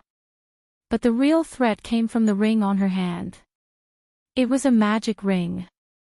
The green flames in the Lich's eyes dimmed little by little, and it could almost smell a deadly aura gathering in the air. It recognized this smell. One of its masters taught it black magic and let it come in contact with some counterfeits. And from the aura that escaped from it, it could tell that it was at least a magic ring that reached 20 energy rank. How could an official wizard's item appear in the hands of an ordinary person? The Lich couldn't help but show a look of horror and greed. "Undead soldier, give me that thing." It raised its bone staff and screamed. "OSS," but Sophie raised her right hand and spat out the word with all her might. It was more like she was squeezing out the remaining air from her lungs. When the young man fell back, he couldn't help but sweat profusely. The space expanded and then suddenly contracted. When the contraction once again exploded back to its original state, the turbulent airflow let out a shrill sound that was enough to pierce people's eardrums. The wind was like a straight arrow that pierced towards the Lich and its skeleton soldiers. Even though they raised their withered arms to try and protect themselves, the turbulence passed through their empty ribs and formed an air vortex that pulled them to one side step by step. There was no damage, but the restraining effect was obvious enough. "Freya!" Sophie shouted. The young girl responded and pulled out her sword. A crisp metallic sound was heard, and her long ponytail danced in the wind. But what made Sophie surprised was that this inexperienced militia captain did not act rashly. She immediately turned around and reprimanded the others. "Mackie, Irene. What are you waiting for, Butchie's militia? Third squad, follow me." Inspiring courage was sometimes like a signal.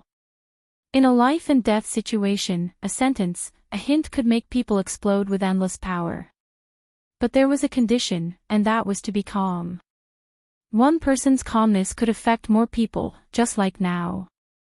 Under Freya's reminder, the young militia was slightly startled, but they finally reacted. This was their best chance, and their only chance to survive. The sudden gale caused the skeleton soldiers and the lich to retreat, and they had no time to care about anything else. This discovery made the young men regain their courage. In the clanging sound of swords being unsheathed, the tactical qualities that they had trained on a daily basis seemed to have returned to their bodies at this moment. Mackie, cover me. Despicable monsters, now it's your turn, get rid of that black magician first. That's the lich. Petit Finus, come behind me. They began to try to counterattack. But Sophie looked at the chaotic scene with some worry. He was afraid that these guys would be impulsive and ruin the situation, so he calmly reminded them from behind, remember to stay calm, everyone. Only when you calm down can you fight. In the Amber Sword, he had seen many rookies who were exactly like these young men. Hot-bloodedness was a good thing, but they could not let it go to their heads. He had no choice but to recite the militia's battle regulations. This was something that everyone present had memorized before, but there were not many who could remember these dry and precious experiences in battle. It had to be said that Brando was an anomaly. Sophie had all the memories of the young man's last battle. As a new recruit, his performance could not have been better. Even as a veteran warrior, he had to admit that Brando was indeed a young man with exceptional talent in swordsmanship. The only pity was that he encountered the wrong battle at the wrong time. And on the other side, under Sophie's reminder, the young men calmed down. But this was not enough. Sophie knew that these guys still needed to gain a little advantage to strengthen their confidence. Otherwise, the morale that was built up in such a short period of time would easily collapse. The wind became weaker. The skeleton soldiers shook their chainmail and prepared to counterattack. They tried to regain their balance, but Sophie's voice had already instructed the Butchie militia to change their tactics. Listen up, these low-level Madara soldiers lack intelligence and move slowly. Turning around is their biggest weakness. Try to move left in the direction where they are holding their swords. There is a blind spot there, you can attack safely. Mackie, you and Irene have to attack from the left and right, do you know how to cover them? Yes, attract the skeleton's attention. That's it. Sophie was half lying on a rock, staring at the situation on the battlefield while pointing out what the enemy should do next. There was a special magic in his words that made people unable to help but believe him. This was the power that people called confidence. It was steady, calm, and made people subconsciously rely on it when they were at a loss of what to do. And the Butchie militia soon got a taste of the benefits. First, under his reminder, I cut off the tibia of a skeleton soldier at the cost of a sword in his thigh. Then, his partner, Little Phoenix, rushed up and pierced the skull of the skeleton soldier with a sword. The moment the sword pierced through the skull, the cold monster fell apart with a crash. The soul fire in its eye sockets flickered and quickly dimmed. A golden light flew out from the broken bones and entered Sophie's chest not far away. Sophie was stunned. Different from the last time, this time he clearly felt that something was wrong. Experience points. He suddenly realized this. But before he had the time to verify this, he heard the young militia shouting excitedly after defeating the enemy. Oh my God, I did it. I could not believe it. He pressed on his bleeding wound and shouted, Brando, how did you know this? Sophie smiled slightly. These experiences were summed up by him and his companions in the game. Even the most insignificant of them was filled with profound lessons because all of them were precious knowledge that had been tempered through thousands of battles and deaths. Brando also learned some similar knowledge in the militia training, but in Sophie's eyes, it was too superficial, too superficial. If that knowledge could increase his combat power by 10% when he faced the skeleton soldiers, then his own should increase by 50% or even more. From the year 375 to the Second Era, Sophie's battle experience with Madara had allowed her to know the enemy's lowest-ranked skeleton soldiers, and the highest-ranked liches, bone dragons, and even vampire lords like the back of her hand. In terms of understanding of the Dark Kingdom, there were probably not many people who could compare to Erwin.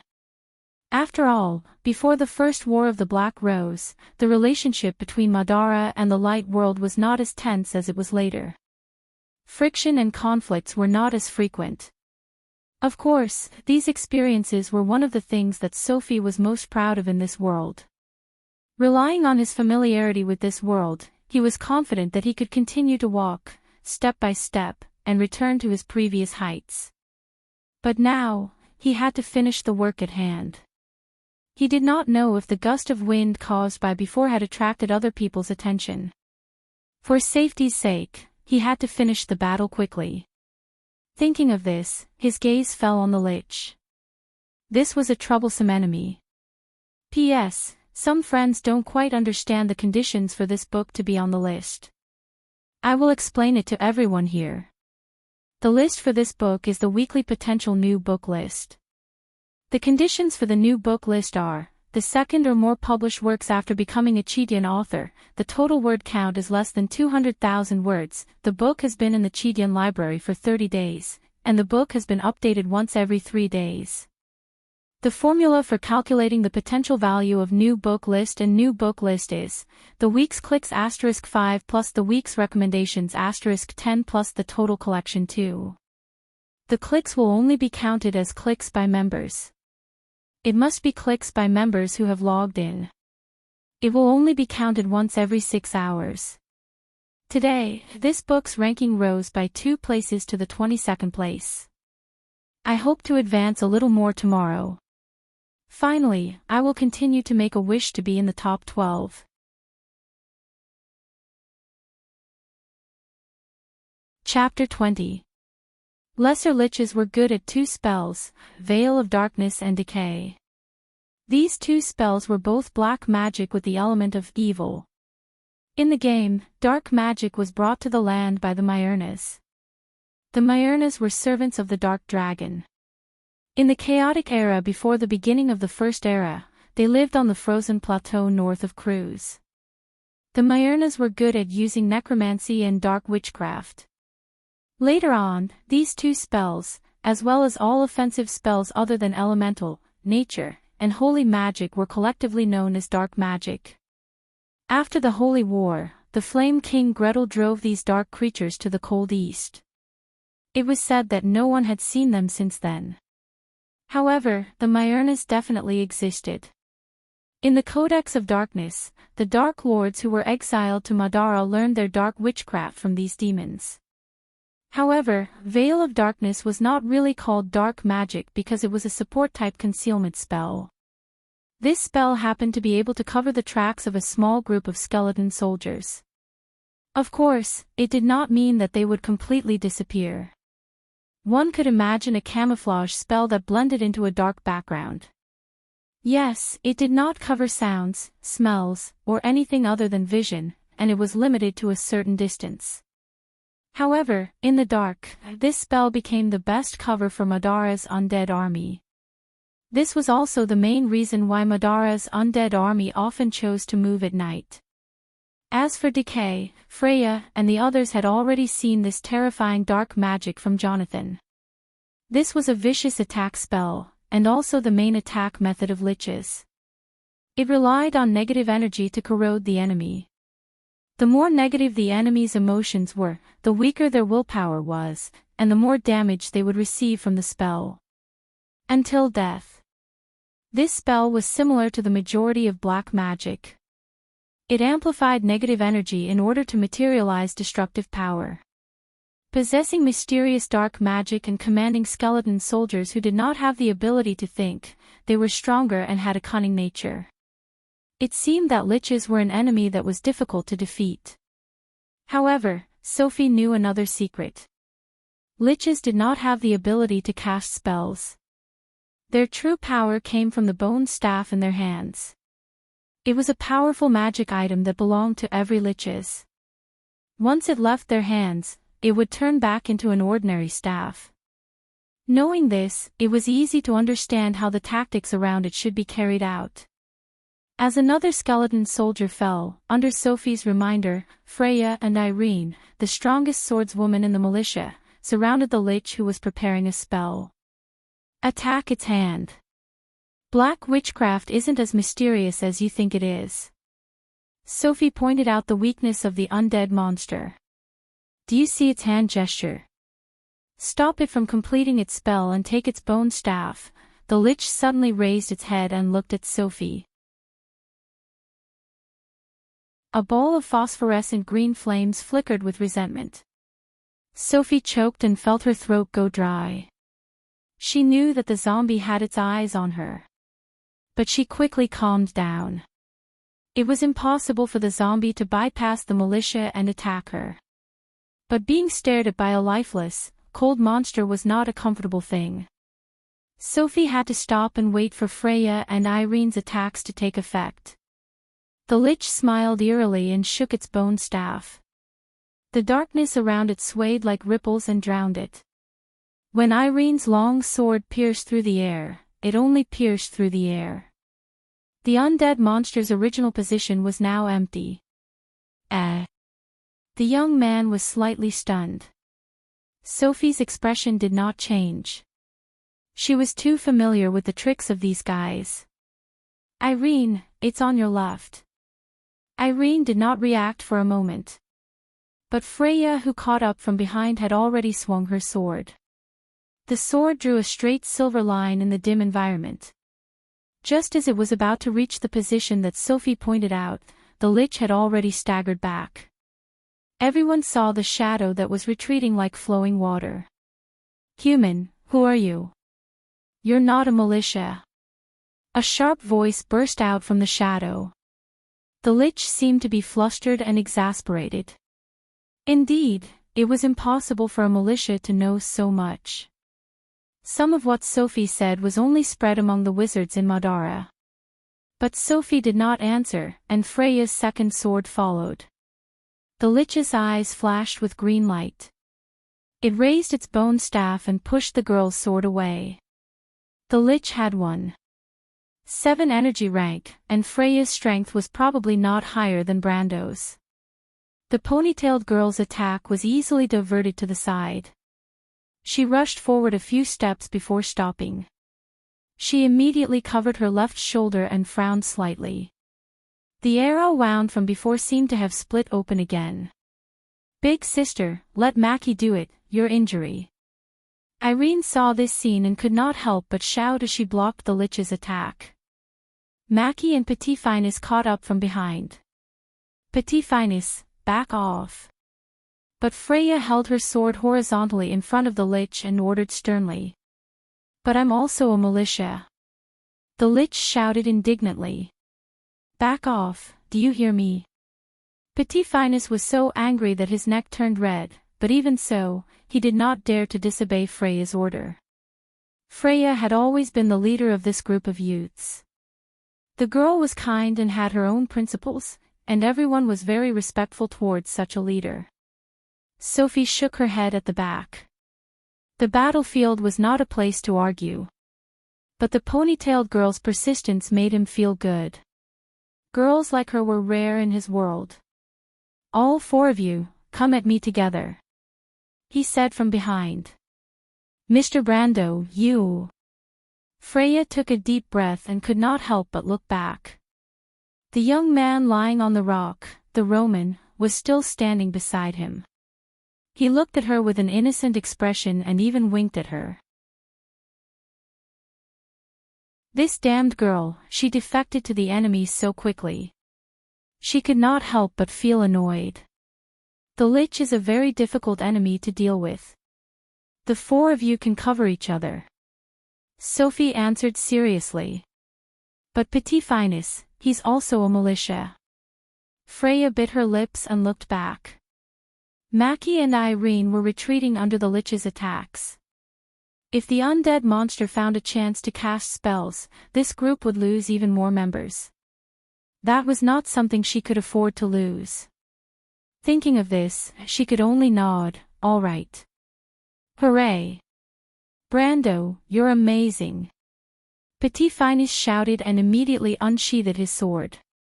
But Freya grabbed his collar from behind and ordered sternly, "Follow me, and don't go out of my range, do you understand?" Oh. A disappointed voice. After Freya and Petit Finus joined the battle, the situation immediately changed. She and Irene were the best swordsmen in this batch of Butchie's militia, and surprisingly, Petit Finus was not inferior at all. In Sophie's words, this child had a strong desire to attack, and his sword was decisive and accurate. It was not like Erwin's military swordsmanship, which focused on both offense and defense, but more like Cruz's aggressive swordsmanship. But no matter how one looked at it, this was already an extremely high evaluation from a veteran warrior's point of view. Sophie thought that perhaps when Petit Finus grew to Brando's age, his swordsmanship would not be inferior at all. Of course, his intelligence would be slightly inferior, because Brando seemed to be born for battle. He sometimes thought that if the young man in history did not die and grew up in the war, his achievements would not be any less than Freya's. But the world was unpredictable, and there were no ifs in history. Of course, the most important thing in this battle was the young man's reminder. Sophie seemed to be able to see through the Lich's thoughts, and as long as it had the slightest intention, he would be able to point it out. What was it trying to do? Why was it doing this? Was it preparing a spell? When did it need to be disturbed? The Lich became more and more frightened as it fought. The undead spirit could not feel fear, but it would still be at a loss. In the end, it screamed, "Who are you, a necromancer? Or a black knight?" This sentence was met with a merciless strike from Freya's sword, and the monster's claw that was gripping the bone staff was sent flying. The monster screamed in pain, and the green flames in its eye sockets dimmed.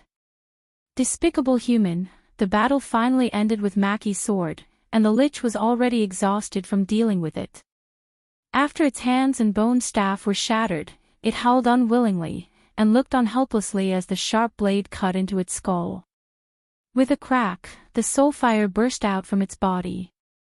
This was the monster's counterattack before it died. But with Sophie's reminder, only Irene, who was a little slower to dodge, suffered a little burn on her right hand. On the other side, the others also killed the remaining 2 skeletons at the cost of one of them being injured. When the forest returned to its calm state, only the wind could be heard rustling through the top of the forest. Everyone could not help but stop and look at each other. Including Freya, everyone was in disbelief. They actually won, facing 4 skeleton soldiers and a terrifying Lich. Mackie's sword first fell to the ground with a clang, and then it was a chain reaction for the others. Everyone could not help but hug each other, shouting and screaming, and some even cried to vent their feelings. After surviving a disaster, it really made people feel a little absent-minded. Sophie, on the other hand, calmed down. He looked up and saw 3 golden lights flying from the darkness into his chest. And no one around seemed to notice this detail, even the Roman standing beside him was no exception. Romain let out a sigh of relief. Was he the only one who could see this? Sophie could not help but feel a little strange. He looked around, and subconsciously opened his character attributes. Just like when he was still in the Amber Sword, Sophie was always the first to check the gains and losses after a battle. Lines of green numbers immediately appeared on his retina. Strength 1. 1. Dexterity 2. 0. Vitality 1. 0. Intelligence 1. 1. Will 1. 3. Wisdom 1. 0. Absolute Strength 3.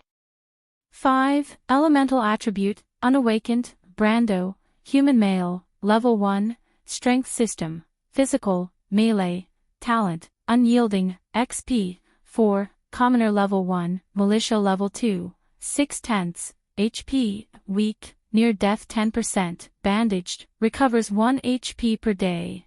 Profession, idle skill, 1 XP.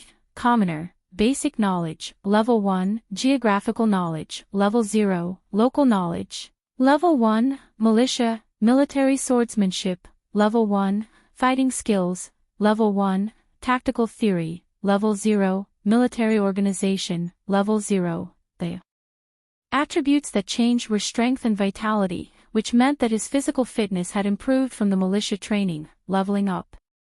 His absolute strength increased by 2.5 ounces, mainly from the Ring of the Wind Empress 1 dexterity increase, and the change in his physical fitness was secondary. In the end, he only obtained a total of 4 EXP from the 4 skeleton soldiers and the Lich. It was only half of the XP he deserved. Sophie thought for a moment, and finally came to a conclusion: the party penalty. This was simply ridiculous. How could there be such a thing in the real world? But as a gaming nerd, he did not have any professional knowledge to explain all of this. After all, compared to this, transmigration itself was a more ridiculous thing. Wasn't it? At first, he wanted to know how the party penalty was calculated, but he soon realized that it was futile because it had nothing to do with the game. Lord Martha, thank goodness I'm a little thick-headed. He could not help but touch his forehead as he had a headache. But then Sophie looked at his militia level and hesitated for a moment. To be honest, he did not want to continue investing XP in this class. The militia was so useless that it did not need to be described with words, so much so that it was always called an NPC class. In his previous life, he never thought that there would be a day where he would waste XP on this class. And he even chose the talent, Unyielding. Martha above, there were too many talents that were suitable for a warrior, and Unyielding happened to be the worst one. This skill could allow him to survive a fatal physical attack, but he only had 5 minutes to make arrangements, unless he received a strong enough healing before then. But until now, he had not seen an item that was stronger than the bandage that could restore HP. After all, these things were everywhere in the game. But Sophie did not regret it too much. In any case, this skill saved his life. But the current situation was the same. The reality was that he could not find a way to switch to another class. And he urgently needed power, so the only way left was to walk the path of the militia to the end. Sophie could not help but feel a little depressed for a moment. Was he going to change from a veteran warrior to a veteran militia? Hey, aren't warriors enough cannon fodder? P.S. Thank you to the 3 friends Peep Through the Galaxy, 285260808, and Marshall Xinglong for their long comments. Also, thank you to 285260808 for providing the reader group. Let me advertise, Amber Sword Golan, 127759266. Made a map, not sure if it looks good, come to the group if you want to see it clearly. CPW, 34H, 41A, LU, http://file2. Chidian. Com chapters 20101784763427169478175006800657. JPG.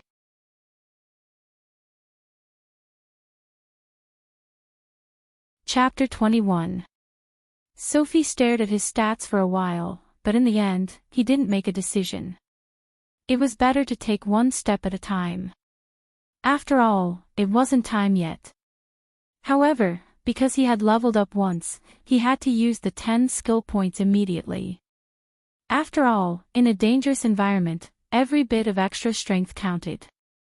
Of course, it seemed like it was a good idea to use it to learn swordsmanship or to learn fighting skills. If it was an ordinary person here, they would definitely choose to do so. However, Sophie hesitated for a while and thought of something else.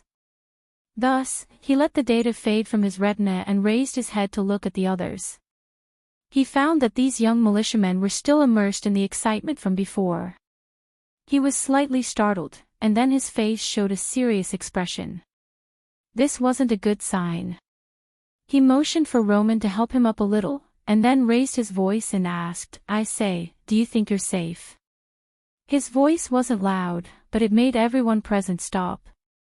Suddenly, it became so quiet that a pin drop could be heard. Sophie's influence was still there, and these young militiamen hadn't forgotten who had led them to victory. Speaking of which, wasn't this young man's alarmist words now becoming reality? Only then did they suddenly realize that now was indeed not the time to celebrate. It was a strange feeling to be on someone's chopping block and still dance with joy. Thus, everyone stopped at the same time and looked at him. Sophie was very weak, but he had a temperament that could lead them to victory. Everyone thought so, even Freya sighed softly. This was supposed to be her responsibility, but she couldn't control her emotions like her teammates and forgot her responsibility as a captain. Thinking of this, the girl with a long ponytail couldn't help but show a look of self-blame. Bandage your wounds, clean up the battlefield, think about what you learned during training. You don't need me to remind you, right? Sophie also sighed. These hotheads were really more inexperienced than novices. Fortunately, their physical fitness was much better than ordinary NPCs. Of course, that was only compared to NPCs, compared to players, they were nothing. Hero template was hero template. Thinking about the initial stats and growth, forget it, it was better not to think about it. Sophie couldn't help rubbing her forehead. Under his reminder, the young militia of Butchie started to move. Indeed, the injured needed to be stopped and cleaned, and the swords and armors of the skeletons could be recovered. Especially the chainmail, it was much better than their leather armor. Others extinguished the bonfire under Sophie's instructions. Roland did not know whether to laugh or cry. Lighting a bonfire behind the enemy, he really did not know what these guys were thinking. Freya wanted to see if there was anything she could do to help. After all, Sophie was not familiar with them. However, the girl with a long ponytail soon discovered that there was no need for that. No matter how she looked at it, the young man named Brando was much more considerate than her. She couldn't help but fiddle with her long ponytail. She had some doubts in her heart, they were both militia, how could Braggs and Butchie be so different? Freya had never thought that the people in the city could be stronger than them, but now in front of Sophie, she couldn't help but feel discouraged. How could it be like this? In comparison, the Roman lady did not have so many worries. She had already happily gone with the others to organize the spoils of war. It seemed like this future merchant girl was interested in this. Sophie noticed that the little rascal called Petit Finus ran to the unconscious Johnson. He raised his head and asked everyone, "What about Johnson?" This question startled everyone. For a moment, a strange silence spread among the people. Indeed, they were all from the same village and were familiar with each other. They could be said to be good friends. Johnson was the most cowardly among them, but they did not expect him to do such a thing. Although they were forced to do so, this betrayal still hurt them. It was like a crack in the pure world, and the distrust between people was born like this. Even Freya did not know how to deal with this lack of trust between people. She wanted to protect every one of her companions, but Johnson not only hurt others, but also deeply hurt himself. Even if the ponytailed girl wanted to speak up, she was not confident that she could convince the others. Once she spoke, the harmonious relationship between friends would no longer exist. Everyone had the same thought. After all, they were just simple young people. Weakness and uprightness existed at the same time. They hesitated and subconsciously looked at the only outsider present. Sophie. Our protagonist could not help but sigh. "Miss Freya?" He asked Freya. I don't know." "Then bandage him." We don't even know if it can stop the bleeding. He might die before sunrise. Sophie sighed. He was curious why he could be so calm. Wasn't it the first time he saw a dead person? Everyone breathed a sigh of relief. This was Sophie's order, and they only needed to carry it out. This was a form of escape, but sometimes people rely on escape. On the other side, Sophie waved at Freya, gesturing for her to come over. The ponytailed girl was slightly startled and looked at her strangely. You know first aid, right, Miss Freya? Sophie asked. Just call me Freya, Freya nodded. I learned a little from Captain Martin. Captain Martin. F***ck, so that old guy even teaches first aid. Sophie almost choked on her own saliva. In the game, the first NPC to teach first aid in the Grimoires region was Dr. Borg from Fortress Reden. That guy would give you a quest to collect 50 bundles of flax. It was so infuriating that many people skipped over to Bragg's, where they only needed to pay 10 silver coins to the Holy Cathedral of Fire. Although the market price of 50 bundles of flax was not much different from 10 silver coins, the process was much more troublesome. This was a secret that had yet to be discovered. Sophie was excited, but before he could rejoice, he suddenly remembered that he could not go back. What was there to think about? He was immediately disappointed and could not help but become dispirited. Can you tell me more? Freya took a deep breath and could not help but grit her teeth. She looked at him. Damn it, didn't this guy say that her skills were bad? Fortunately, the girl was not a vengeful person. She thought for a moment and asked, what do you want to know? Techniques and key points. The ponytailed girl did not answer immediately, but came to his side to check on the girl who had fainted. Previously, Roman had excitedly run off to sort out the spoils of war, leaving her here. Fortunately, she was just agitated. She looked back at the young man who did not look too good and hesitated. Let me take a look at your injuries. No need, I know my own injuries. You. Okay, what did you learn? Sophie avoided the topic. It's mainly bandaging and bleeding stopping techniques, as well as cleaning wounds. Sophie's heart skipped a beat. It was like a telepathic connection. It was not a voice, nor was it a text, but he clearly felt a message. Freya wants to teach you battlefield first aid. It requires 8 EXP to upgrade to level 0. Do you want to learn? He let out a long sigh. This is it. It was exactly the same as in the game. Of course, he had to learn. He did not expect it to be battlefield first aid. This was really a pleasant surprise. Battlefield first aid mainly focused on stopping bleeding and preventing wound infection. It ignored environmental factors and increased the success rate by quite a lot, which was what Sophie urgently needed.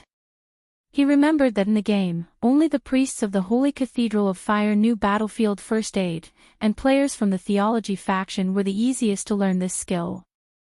As for other players, they had to farm reputation. But it was a big discovery that Martin knew this. As he thought about it, he agreed to the request in his heart. But immediately another message came in. I didn't find a suitable profession for battlefield first aid. Which profession would you like to place it under? This was not important, but Sophie still placed it under the profession of militia. Although battlefield first aid was a non-profession skill for both militia and civilians, which meant that it would require double the EXP to level up. Militia as a profession could level up, but civilians as a basic identity could not. It was important to know that the level of the skill could not exceed the profession itself. Freya carefully explained the main points of the bandaging technique, but the heroic girl quickly found that the young man lying on the ground was staring at her blankly, as if he did not respond to her words at all. She was stunned for a moment, and immediately felt a surge of anger rising from the bottom of her heart. This guy, is he looking for an excuse to take advantage of me? The girl clenched her fists, so angry that her long ponytail trembled. This bastard, how can you be like this? How can you face the Roman? That girl clearly has her heart set on you. Freya tried her best to control herself and waved her hand in front of Sophie's face, but there was no response. If it wasn't for the fact that he was injured, she would have kicked him. But at that moment, Sophie's eyes moved, and clarity returned to his eyes. He sorted out his skills and felt a little satisfied. With first aid, at least he had a guarantee of endurance in the upcoming battle. A party's recovery ability was an important criterion for a party's survival. Experienced players in the game would not overlook this, and Sophie was no exception. This was the reason why he gave up on sword fighting and chose first aid. But when he raised his head, he saw Freya looking at him with dissatisfaction. What's wrong? He could not help but be stunned. Are you listening? The girl gritted her teeth and asked. Of course, I've already learned it, Sophie answered matter-of-factly. Freya almost choked on her words. I haven't even finished, and you already know it. She looked at him with a gaze of serious distrust. Of course. Freya choked. Just as she was about to retort, someone shouted, Boss, we can't stop Jonathan's bleeding. Come and take a look. The ponytailed girl turned around instinctively, and saw Sophie behind her saying, just in time. Do you want me to give it a try? You? Freya's face was filled with serious suspicion. Help me over. Don't try to be brave. Then I'll ask Miss Roman to help you. Dream on. I won't let her get close to you again, you shameless bastard. Freya gritted her teeth, but she still went over to help Sophie up. What shameless? Sophie was stunned. Why did she suddenly have another title? You know it yourself. Ha! P.S. It's a new week, so the results are very important to this book. Everyone who has votes, please vote here. Thank you. Also, please continue to look for good comments. I'll compile the good ones and put them in related posts.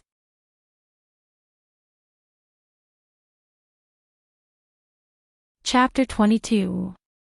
The light in the temporary hall flickered between bright and dark. The candlelight had been deliberately reduced, and the dim light left deep marks on the texture of the wood. The remote corner was quiet, and the air was filled with an eerie atmosphere. Everyone present wasn't used to the bright firelight, but as long as the pale-faced middle-aged man with an eye patch didn't open his mouth, the rest of the people didn't dare to act rashly. If Sophie was here, she might be able to recognize this person, because his appearance had not changed much after more than 10 years. This was the deputy of the Black Lord in Sursta, the vampire baron, One-Eyed Tarkus. He was a member of the Manline family, the 14th generation vampire, and also the younger generation. But compared to his experience in the Madara army, he was far more experienced than the young in Sursta. But it did not matter, this was just the beginning of their cooperation. Tarkus looked at the skeleton soldiers taking out stacks of information from the library. He paused for a moment, turned his head, and asked the lich beside him, Tell me, what did Rothko leave you here to report? Honorable General Tarkus, my master found a scout in the manor. The lich lowered his head and replied with a dry voice. So? He glanced at it, and his gaze returned to the tactical map spread out. He escaped. There were a few disdainful sneers around. The vampire general raised his head, and the soft voices immediately subsided. He paused for a moment, and then said, I know, Rothko did a good job. But I hope it will be better, so that he will not be distracted by these trivial matters. I want to see him arrive at the Belder Forest before noon. The lich nodded respectfully and left. But as soon as it left, there was a discordant voice in the meeting room. This time, the one who spoke was a tall skeleton. Its whole body was covered in an old brass armor. Dark yellow flames flickered in its eye sockets, revealing a kind of anger. Lord Tarkus, maybe the humans have discovered our intentions, that scout, it opened its mouth, but suddenly no sound came out from its leaky jaw. This was because it saw Tarkus staring at it with its remaining eye. This gaze made it subconsciously shut up. A burst of low laughter came from the surroundings, and the sarcasm in it made the flames in its eyes flicker in annoyance. "Cabius. Here." The tall skeleton immediately replied with its chest puffed out. "You go and take down this place." Tarkus pointed at a village on the map.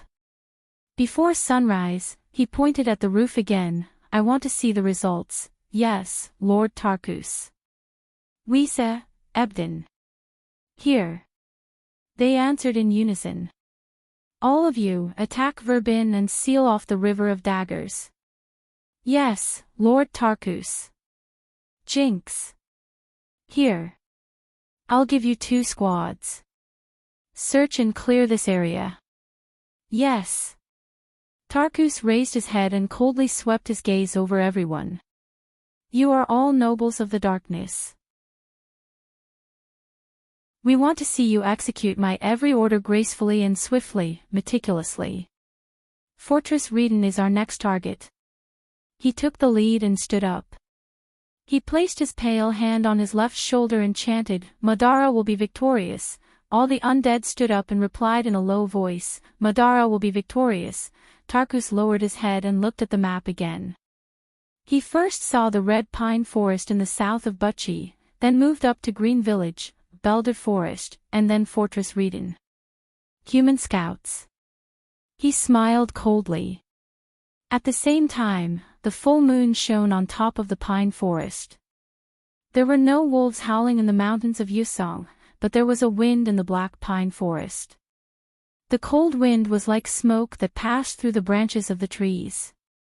It was so cold that people could not help but feel a chill down their spine. The youths of Buchi had never spent the night outside. The fog in the forest made them a little suspicious, as if every shadow was a terrifying monster. But a voice calmed them down. "Press down on this spot." "Yes, that's right." "Water, give me a bandage." "Press it down." It was finally done. Sophie wiped the sweat off his forehead and let out a long sigh. He saw a light green +2 appear on the youth's body. Only then did he feel relieved. After his first aid skill reached beginner, level 0, the healing effect of the bandage naturally increased. There was no difference between this and the game, but every part that matched Sophie's memories made him feel more at ease. How to clean the wound, prevent infection, stop bleeding, bandage, and what details to pay attention to. He guided Maki and Niberto to complete all of this. Of course, he did not have the stamina to do it himself. His body was weak, but only slightly better than the unconscious Jonas. When Niberto completed the last step under his instructions, Sophie looked up and realized that everyone was staring at her with their mouths agape.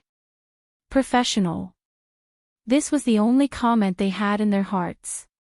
Petit Finus even turned his head and said to Freya in a serious tone, "Big sister, compared to your skills, it seems that your skills are inferior." As for Freya, she stood on the side of the crowd with a calm face. Sure enough, he was just looking for an excuse to get close to her. Shameless. She could not help but conclude in her heart.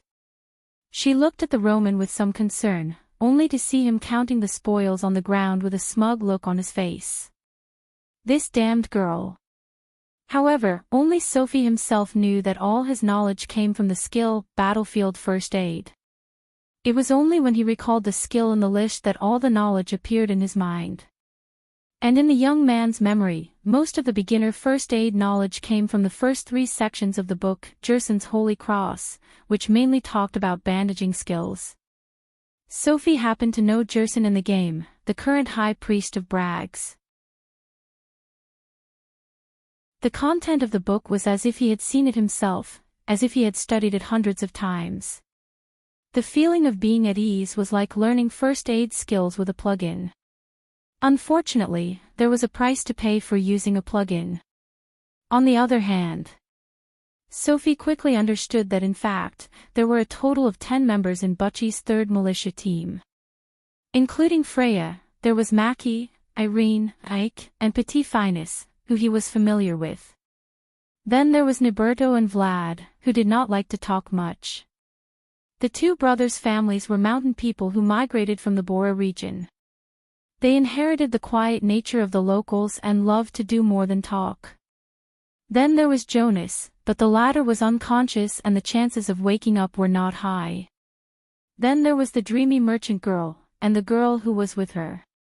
Sophie later found out that the girl was the town's baker's daughter, but she was shy and introverted, unlike the other two ladies who were generous. The girl was called Bertha. She had a gentle personality, but at least she was a good girl with a kind heart. These were all the people Sophie had to deal with. They seemed to be very outstanding young people, but Sophie knew that they were a bunch of newbies who did not understand what they were going to face. Thus, he thought for a while and asked, "Do you have any plans?" In the next moment, the smiles on their faces disappeared, and it was replaced by silence. "Let's go to Fortress Reedon." After a while, Irene suggested. "That's right, Captain Martin and the rest will definitely go there." Ike agreed. As expected, Sophie shook his head. He raised his head to look at the youths, and saw that they were silent, uneasy, and at a loss for what to do tomorrow. Even though Freya seemed to be in a better state, her grip on her sword was so tight that her knuckles turned white, betraying her true feelings. Only Roman answered naturally, "I'll go with Brando." Sophie was both annoyed and amused at the same time. However, the merchant girl's straightforwardness left a good impression. The young man paused and said, "All right, I agree with you on one point. The most important thing for us now is to leave this place." "That means there's something you don't agree with, right?" Freya asked. Sophie nodded. "Does anyone have a map?" Everyone looked at each other. Who would have such a thing? Although they were militia, most of the time, they were under the command of the local guards. To put it bluntly, they were just a reserve team. Sophie also realized his slip of the tongue. In Erewhon, without the permission of the Holy Cathedral, he would be treated as a spy if he carried a map. He always thought of himself as a traveler, and forgot that he was already a member of this world. And here, there were no more players. The guards seemed to have one. Mackie stammered from the back of the crowd. Sophie shook his head, and thought to himself, "Isn't that nonsense?" He sighed and turned to the merchant girl. "Roman, give me a sword." "All right, Brando." Sophie took the sword and drew 2 lines on the soft ground. "This is the Waisha River, and this is the Yusong River." He used the tip of the sword to point a few times between the 2 rivers. "This is Butchie, this is Green Village, and this is Weibin." He only used a few simple strokes to draw a rough outline, but it opened the eyes of the young people once again. After all, in this era, there were not many people who understood the world as well as he did. "Isn't that the 3 towns?" Bertha couldn't help but cover her mouth. "That's amazing, so this is what we look like here." Ike looked at Sophie with admiration. "So Butchie is here." "Brando, how did you know?" Everyone asked at once. After all, they were young people, and they couldn't suppress their curiosity. Sophie shook his head. What a joke, he didn't even recognize the 3 towns novice village, then he might as well find a piece of tofu and kill himself. Of course, he couldn't answer like that, so he purposely asked, "Haven't you learned about tactical maps?" Tactical maps? What's that? Everyone was at a loss. Mother Marcia above, could it be that even the militia of Brugloss had to learn this? Everyone couldn't help but admire him blindly. But our main character laughed in his heart. Even the lower-ranking officers in the regular army wouldn't know about it, so it would be strange if the militia learned it. Of course, he wouldn't expose himself in front of everyone, but he pointed at the intersection of the 2 rivers. "This is Fortress Reedon." "Ah, this is Fortress Reedon?" the Roman asked curiously. What's wrong? Sophie could clearly hear the stifled laughter around him, and he couldn't help but raise his head to ask. It's like this, Brother Brando. When the Roman was young, she was very envious of the merchants in Fortress Redon, and wanted to be a merchant every day. Once, she ran out and said that she wanted to do a big business in Fortress Redon, but in the end, Petit Finus not only betrayed the country, but also kept them guessing. The people around couldn't help but laugh. In the end, Sophie asked. She got lost in the forest halfway, and it was Uncle Seal who found her. Petit Finus laughed. No, no such thing. Roman's eyebrows were raised. Sophie looked at the future merchant lady, and couldn't help but think that she didn't learn her lesson. All right, let's get back to the topic. Why do you want to go to Fortress Redon? He calmed himself down and continued to ask. There's an army there. Captain Maiden and the others will definitely go there. My uncle too. Everyone started to talk at once, but they all had the same idea. They all had their own family, and although they were separated, they might go to Fortress Redon, so why not go there? Sophie couldn't refute this answer, but it was normal. Who would leave their family behind? But he also knew that those who escaped from Butchie would most likely be caught by Madara's army. And if they went to Fortress Redon now, they would only be walking into a trap. Sophie was very clear that they had to advance parallel to Death God, Cabias, and avoid it by entering Belder Forest. They had to cross the River of Daggers before Ebden and Weezer could surround them. From there, they would enter the Hunting Deer Forest, and pass by Insursta's main force to Anzek, where they would inform the local garrison about the Gusta tribe's plan. This was the only way for them to survive, and Erwin wouldn't lose as badly as he did in history. But how should he say it? Forget it, let's just follow the old rules and take one step at a time. He rubbed his heavy forehead and changed his words. All right, we can go to Fortress Redon first, and decide what to do next based on the situation. He raised his head and saw Freya's worried expression. The girl obviously didn't believe him. Mr. Brando. It's nothing, just a guess. Maybe the situation will change. He smiled at the girl. But even though he said that, he couldn't help but sigh in his heart. Reality was cruel, and it wasn't up to him to make a choice. Of course, if there was a chance, he would definitely try again. Otaku, you're so naive. He couldn't help but laugh at himself.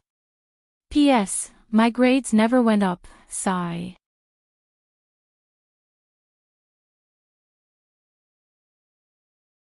Chapter 23. Both sides spent the night in a state of urgency. Tarkus was waiting for the attack plan to unfold bit by bit, while Brando was worried that he would not be able to grasp the time. Madara's army and Butchie's 11 youths were walking side by side in the silent darkness, their fates alienated yet closely linked. But the sun would eventually rise day after day. The first ray of light seemed to have just passed through the hair, but the morning passed in a flash. Half of the day was peaceful, and they did not even encounter the most common brown bear in this area. But after summer, the brown bear in the wild also became a gentle animal. It was noon. Hearing the sound of the bushes in front of him, Brando could not help but squint his eyes. The sunlight shone through the new green leaves, showing a beautiful fragmented gold between the gaps. He followed the sound and looked up from the simple stretcher, like a mirror, a shining reflection reflected in his eyes. It was a lake. Like an emerald gem embedded in the mountains and forests, the ripples created a pool of sparkling light. Look, it's a lake. Petit Finus shouted in surprise. Freya immediately rewarded him with a knock on the head, making the youth cry out in pain. It was not a good time to travel, and now it was better for everyone to be cautious, because no one knew if they would encounter Madara's army nearby. Although the night was peaceful, Brando said that it was because this area had no strategic value. As for what the strategic value was, the girl did not know. The young man from Bragg's always seemed to know more than everyone else. Although she was somewhat unwilling, she could only admit it. She did not know if every youth in the city was as good as him. Under the subtle influence, Freya's perception had completed a transition from one extreme to another. She could not help but be a little jealous. If she also came from Braggs's militia training camp, she would have learned better than that shameless guy. It was really unfair. But only God knew, there was no such thing as Braggs's militia training camp. Sophie, no, it should be Brando. His militia training was done in Drager. Of course, he would never expose this trick at this time. He needed to maintain some prestige so that these young people would believe that a team without a leader would not be able to get out of this predicament. Freya might be able to take up this position in the future, but not now. Thinking up to this point, Brando couldn't help but glance at the other party. The girl with the long ponytail was considering her surroundings. She hesitated for a moment before she relaxed her grip on her sword and let out a sigh. "Let's rest here," Freya ordered after confirming that there was no danger. Everyone heaved a sigh of relief. "We're going to die. I bet that when we reach Fortress Reden, I'll just lie down and sleep. We'll see when we get there." "Irene, shut your mouth." At the edge of the forest, the sound of young people talking could be heard. Although they deliberately kept their voices low, their words were still filled with a sense of happiness. Everyone was too tired. The night wasn't too long, but it was torture for his tense nerves. Normal people would not be able to imagine the pressure of life and death. The group of people walked through the forest under the dim starlight. They were surrounded by darkness where they could not even see their own fingers. Only the nocturnal sounds of insects flapping their wings could be heard, and the screeching of owls could be heard from afar. In the darkness, the rustling sound seemed to pass through one shrub after another. Coincidentally, silence surrounded everyone, as if a silent ghost had seized everyone's heart. The gloomy and cold atmosphere could not help but make people's nerves tense. Behind the dense foliage was always an unknown. Have you ever heard of the mountain monsters described in bedtime stories? At sunrise, the cold dew slowly dissipated. The young people looked like they were fished out of the water. Their faces were pale, and their wet hair stuck to their foreheads. Even Brando was not an exception. He used to sleep in his own bed, away from all the conflicts. He did not lie on a stretcher, listening to all the strange sounds around him. Especially in the unknown darkness, there would be grass that reached your waist brushing past your face. You did not know what kind of insects were crawling around your neck. It was creepy. Marcia above, when he thought about how he would probably have to live like this for more than a week, he was a little crazy. He now missed his past life very much. Even if it was a little useless, he still wanted to return to a stable life. Otakus were always full of confidence when making a promise, but the passion came and went quickly. But when he saw the tired and worried expression on Freya's face, his heart calmed down. Because he was trusted. He suddenly realized that he had to abandon the identity of Sophie and try to accept a new life. He could not help but touch his chest. The one who died was not Brando, but Sophie. It was not that he accepted this world, but this world accepted him. Brando's stretcher was placed by the lake. Not far away, he could see the colorful pebbles.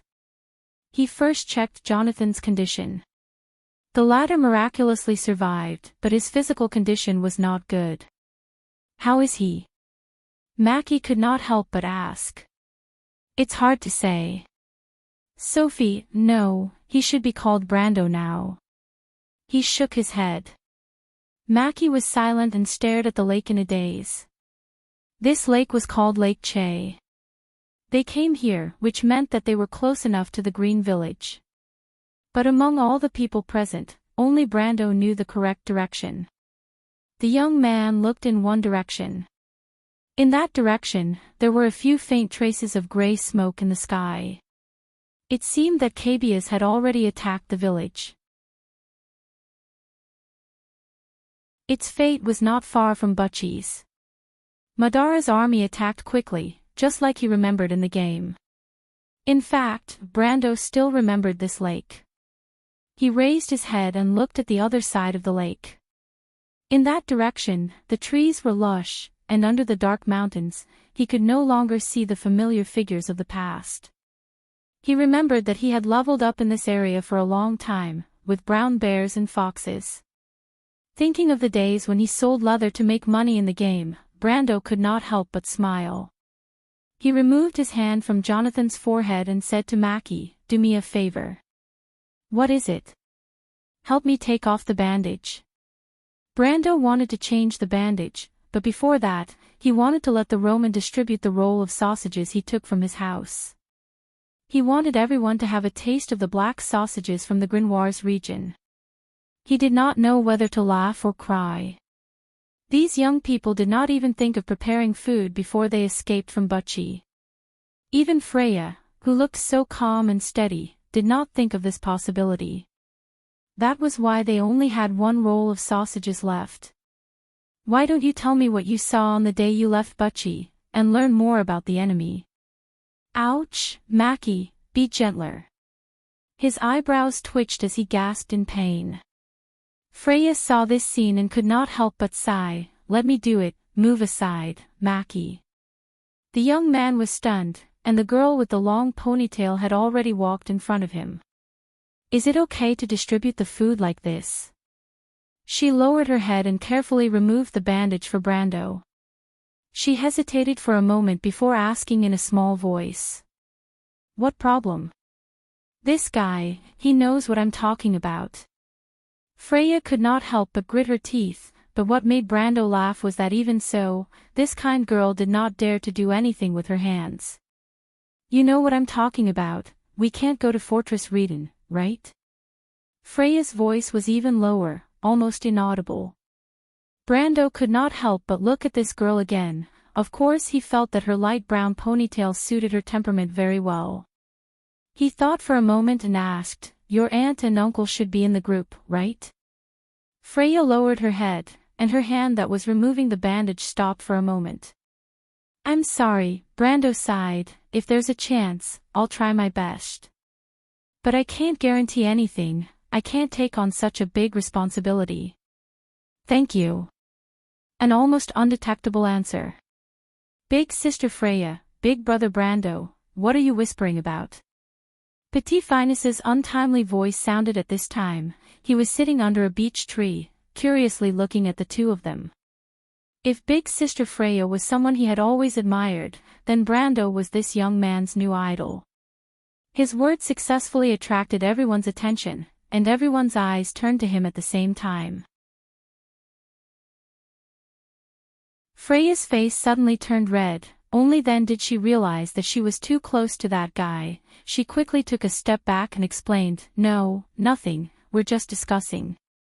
Unfortunately, this innocent girl did not understand that it was better if she did not explain, but her explanation made it seem like she was trying to cover something up. Especially her flushed face. When had the captain ever been so shy? Roman rubbed her sleepy eyes and sat up from the ground. She seemed to have just figured out what had happened. Even though Freya was afraid that she would misunderstand and kept trying to signal her with her eyes, she did not expect the merchant girl to smile nonchalantly as if she was thinking wrongly. "It's all right, Freya." "Roman, the ponytailed girl did not say anything, and instead her face turned red. She glared at Roman, almost wanting to strangle this girl to death. Brando noticed that there was a worried look in the crowd. It was the young man named Noberto. He was slightly startled. Could it be that he was interested in Freya? But he could not lack courage, he could not help but shake his head. "That's enough," he interrupted, "I'm discussing the food distribution with your captain." When Brando opened his mouth, it was as if he had a natural prestige, making everyone stop and involuntarily turn their attention to him. "But Roman, what is the meaning of your sparkling eyes?" He thought to himself, "Are you looking at a pile of treasures?" The young man shook his head and continued, "With this amount of food, even if we save some, it's not enough for us to eat. Besides, we still need to maintain our strength to deal with the enemies we may encounter. But Freya had just said half a word when she saw Brando shake his head at her. The Green Village is not far away, why don't we go there to find food? The undead do not need food and shelter, and those things originally belonged to us humans, so we naturally have the right to take them back. He answered. The Green Village. Was it not attacked by Madara? Ike sat on the ground and asked. The wound on his leg was bandaged by Brando, and it was almost healed today. The healing effect provided by the bandage was a potential recovery value, which referred to the effect that would slowly occur during the next time the bandage was changed. In the game, it took 6 minutes for the bandage to take effect, but in this world, the recovery period was extended to 1 day. Therefore, the wound would slowly heal over the course of a day until the next bandage change. Of course there are enemies, but we will move in small groups, so we may not necessarily clash with the enemy. Brando answered. He had already thought of this arrangement for the escape route, and now he had a card up his sleeve.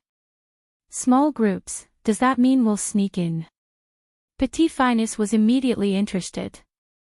Yes, I'll pick a few people to go with me. Brando nodded, his eyes looking at everyone. Ike and Vlad are injured, Mackie and Niberto stay and take care of them, Roman, you stay and take care of Bertha, as for the others, Irene and Freya, you two come with me. No. No. Freya and Petit Finus objected together. Irene and I can go, but Brando, you have to stay. The ponytailed girl took a deep breath. Did this guy know how serious his injury was? I want to go too. The brat was the first to jump up. Brando looked at the two of them and sighed, all right, I'll answer your questions one by one. As he spoke, he bit the bandage in his mouth, then wrapped it around his body a few times and tightened it. A light green +2 appeared on his body. He took a deep breath and felt his strength gradually returning to his body. Although he was still very weak, especially since the corrosive poison was still eating away at his life force, at least he could move on his own. He looked up and asked, Miss Freya, why do you want me to stay? Injury. It's good that you know. The ponytailed girl turned her head away. Brando smiled slightly. That might not be the case. P.S. Screaming at the top of my lungs for recommendations, I feel like my score has been deducted, I don't know if I'm seeing things.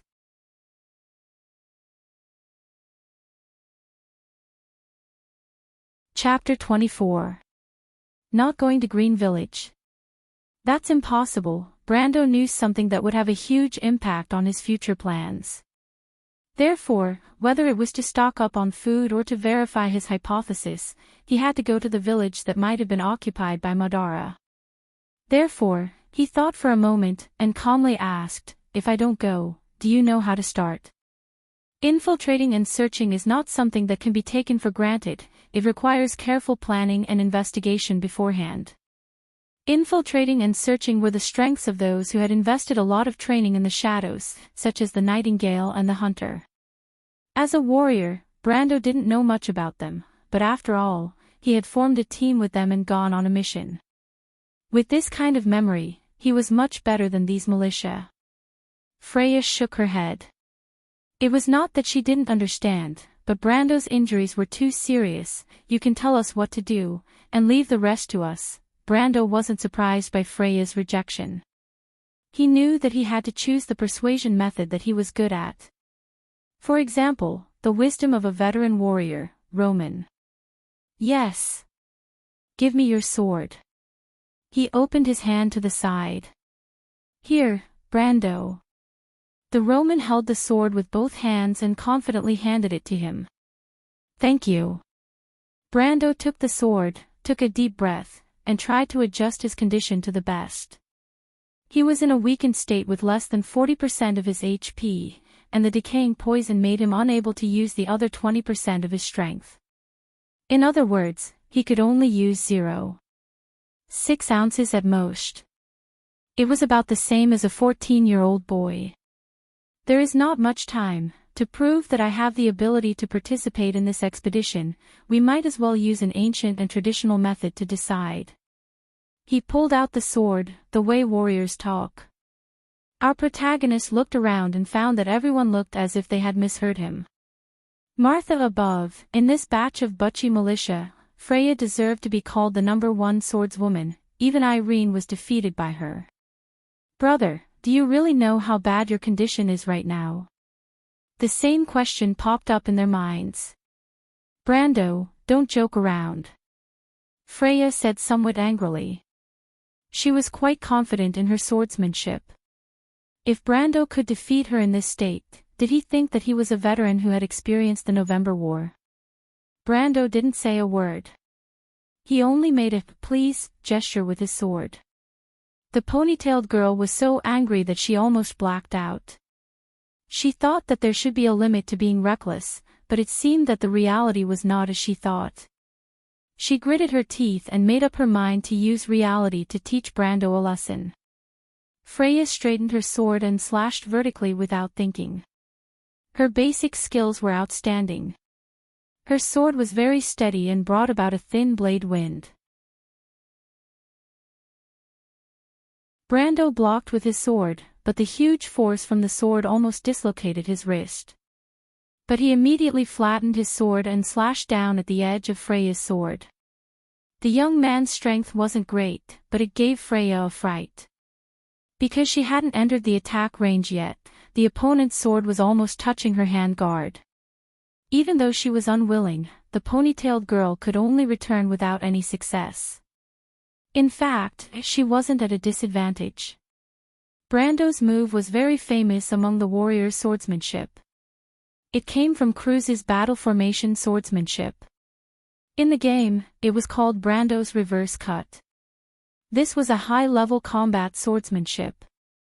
Even though Brando could only rely on this body's original swordsmanship to display it, it was more than enough to deal with an amateur swordswoman like Freya. Brando remembered that he learned this move from a mercenary after traveling thousands of miles. The price was 2 barrels of Madara's bone wine. Now it seemed that the 2 barrels of bone wine were worth it. Freya retreated. In order to deal with Brando's following attack, she gripped her sword with both hands and clenched her teeth, pushing the opponent's sword to the side. Her reaction was fast, but not smart enough. Because Brando had already retreated a step, when she reacted, the long sword in his hand was already pointed at her chest. Freya clenched her teeth and used the hilt of her sword to knock away Brando's sword. Then she chased after him with her sword. But to Brando, this sword was already out of order. It was purely because he didn't want to admit defeat. He lightly knocked, and the opponent fell to the ground because she lost her balance. Dust flew everywhere. Looks like I've convinced you. Brando withdrew his sword and replied indifferently. Freya raised her head, her face full of disbelief. Not only her, the 9 people of Butchie's militia, other than the Roman who still took it for granted, were all dumbfounded. Was that still the militia's swordsmanship? Compared to those veterans in the regular army, wasn't it? How could it be? It's not strange.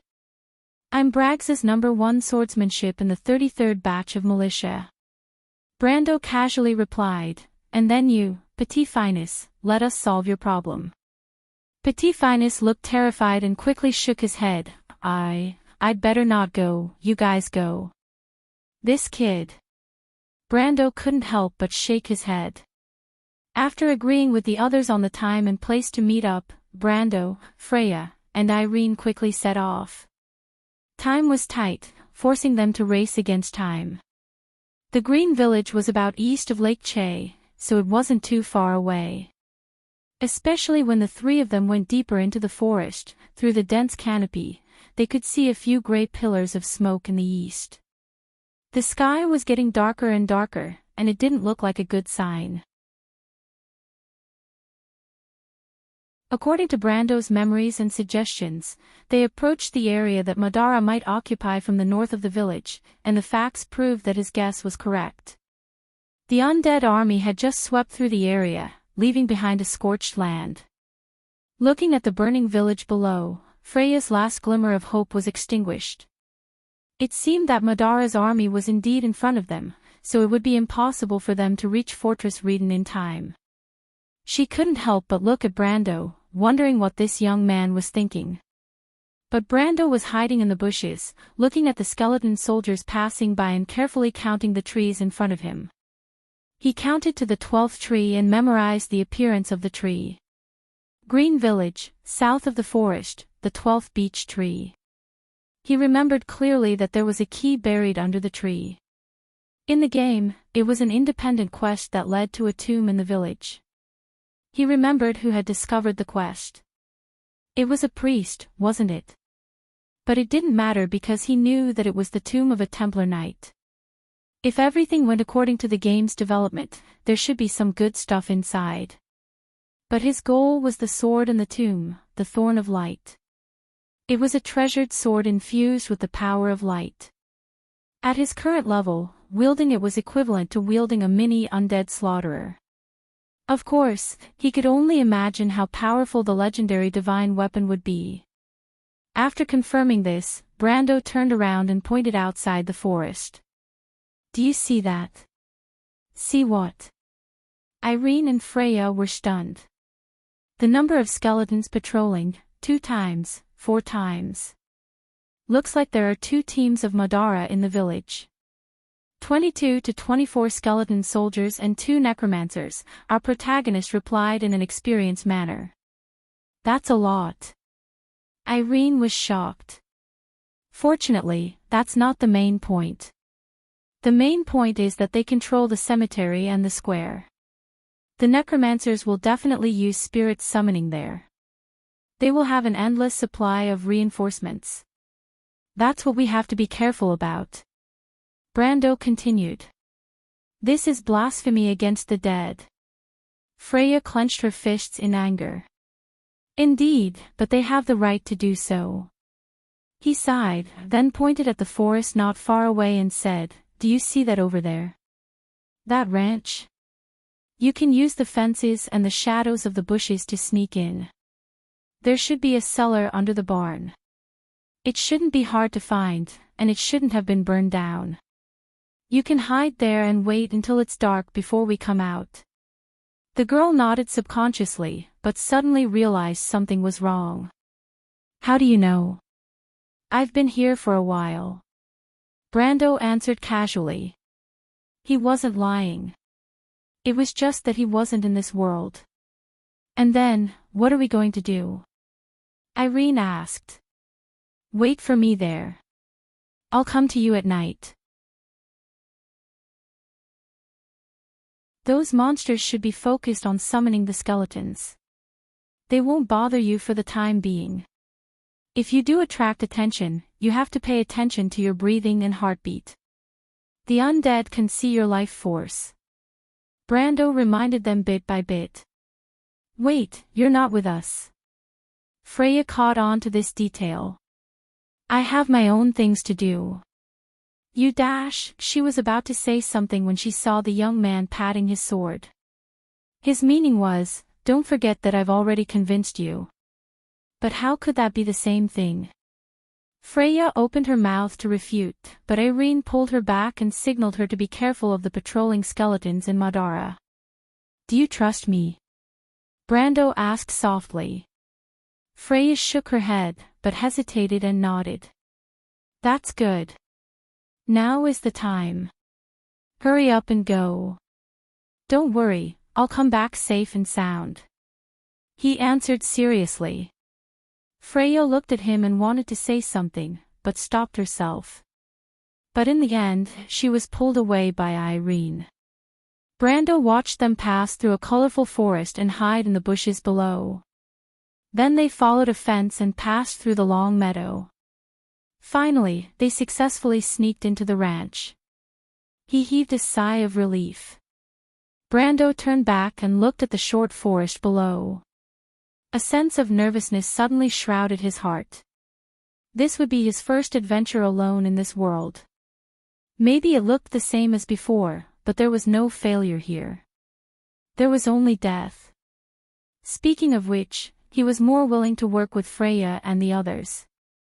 But how could he explain the key? He couldn't say that he buried it in the past. This kind of clumsy lie wouldn't even fool Irene, let alone the meticulous Freya. After weighing the pros and cons, he decided to work alone. There's no difference, old man. Just treat it as cutting it down and training it again. He rubbed his forehead and couldn't help but encourage himself. P.S. It's almost 12. Can I watch it today?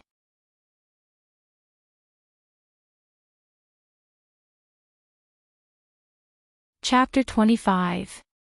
When the two figures of Freya had completely disappeared, Brando calmed down.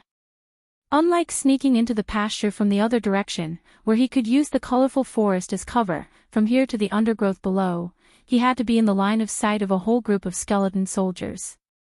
Taking risks was necessary, but unnecessary risks were also unnecessary. He decided to wait for the sky to turn dark before starting his operation. Although the undead could see life energy directly, their search range was limited at night. But Brando was not idle, he was observing the patrolling pattern of the skeletons below. Soon, he found a gap in their patrolling.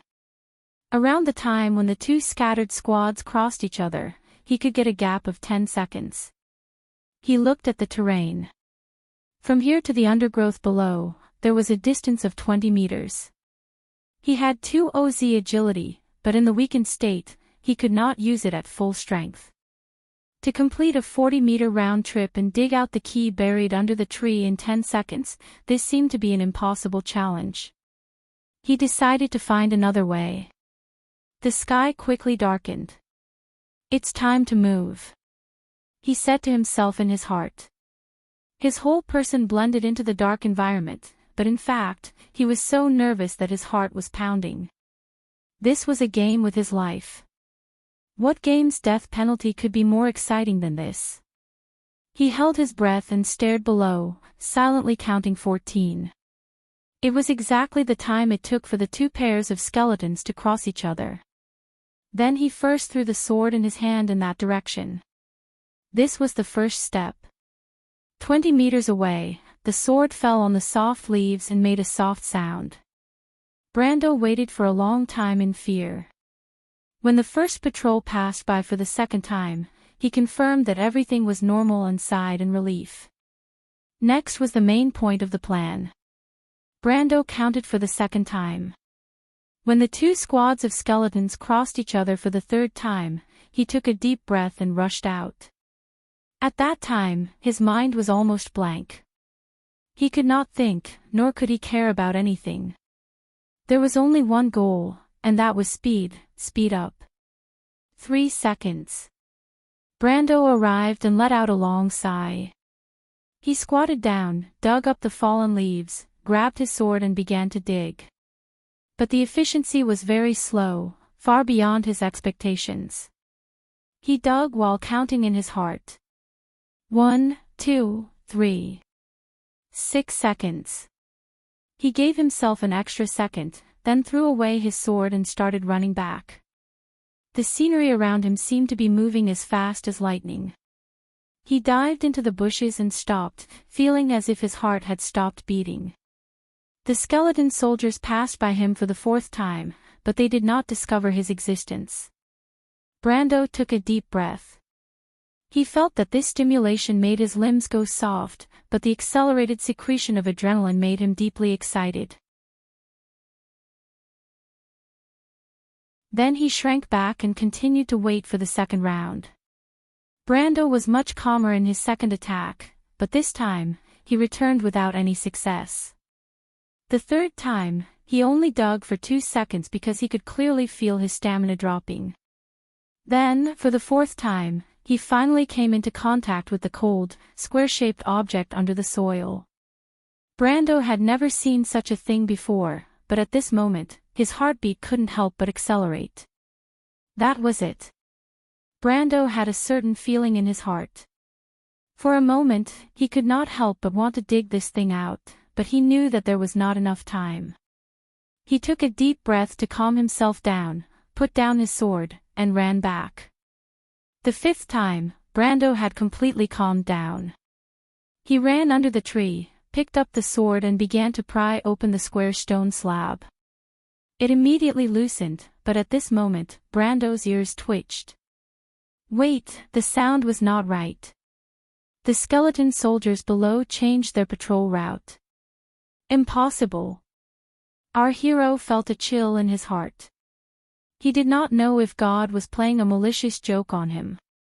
Madara's skeleton soldiers lacked basic intelligence. They would not change their patrol route unless there was a lich's intention. But the lich would not change its original intention for no reason. Unless there was an external invasion. Brando's past experience in the game became very clear at this moment. He could not help but look in the direction of the ranch. Could it be that Freya and Irene had been exposed? But looking down from the hillside, the direction was calm. The young man immediately dismissed this idea. The footsteps of the skeleton soldiers behind him were getting closer. The monsters should have seen him. Brando felt his blood freeze. What should he do? There were 6 skeletons below, and any one of them could kill him. Use the Ring of the Wind Empress? No, not to mention that the sound would attract trouble. With the size of the wind bullet, it was already good enough to hit 3 skeletons. What about the rest? Brando felt his scalp tingling more and more. He kept reminding himself to stay calm and think about what he usually did in the game. Yes, make use of the advantages. Every attribute point and skill in a player's hand could be used to survive in a desperate situation. As long as he used his imagination. He immediately thought of a possibility, but this crazy idea also scared him. This is not a game. Brando, can you afford to pay that price? He could not help but ask himself. But the skeleton soldiers were getting closer and closer. He had to make a choice. He took a deep breath and immediately stabbed his sword into his lower abdomen. The tearing pain came from his abdomen. The strong feeling was 10,000 times more intense than in the game. Brando groaned and almost knelt down. He felt like he was going crazy. Large beads of sweat appeared on his forehead, but at the same time, the skeleton soldier's footsteps also stopped. Success, the unyielding skill was effective. It deceived those unintelligent skeletons. Brando did not dare to be negligent. He resisted the waves of dizziness and pulled out his sword. Although he had deliberately avoided the vital parts, blood still splashed out. The young man did not dare to look. He was almost breathing hard as he used his sword to pry out the square slate. Then he turned around and slid down the hillside. He had 5 minutes to save himself. His life was hanging by a thread. The unyielding skill ignited the soul fire to support him all the way to the village. But when Brando fumbled into the village, he was shocked. Between the ruins of the buildings, there were snow-white skeletons everywhere. Those new skeletons were the Lich's masterpiece. Under the influence of the summoning spirit, they crawled out of the graveyard or tore open flesh to crawl out. Under the gradually darkening sky, these white skeletons brought a huge sense of oppression. Fortunately, Brando was experienced and knowledgeable. Otherwise, he would have been scared to death. He calmed down and counted the number of skeletons. There were more than 50 of them. This was not a small number. This meant that Madara's invasion strength was increasing with their pace. But the only thing that made him feel at ease was that Brando knew that these thin skeletons were not on the same level as their kind that had been refined by darkness. They were even slightly weaker than an ordinary adult man. Brando looked as he moved forward. His goal was the small temple in the village. It should be in the north, if his memory was not messed up. Among the many disadvantages brought by death, there was always one advantage. That was, the undead wandering on the street regarded him as one of their kind. Even if Brando bumped into these headless guys, the latter would at most adjust their balance and continue to move forward. This was a huge piece of good news. With this advantage, it only took him 3 minutes to find the Temple of Kalidos. But it seemed that the undead of Madara did not have much respect for the god of pottery in the game. They had already collapsed one of the walls of the temple. This provided a lot of convenience for Brando. He directly went along the wall and went in. It was pitch black inside. Brendel remembered that the temple had been rebuilt, but after exploring it for a while, he found that the interior was not too different. He quickly found the path to the meditation room with his memory. To his surprise, there was a wandering skeleton in the meditation room. Brendel jumped in fright when he saw it in the dark. Fortunately, his nerves were strong enough to withstand it.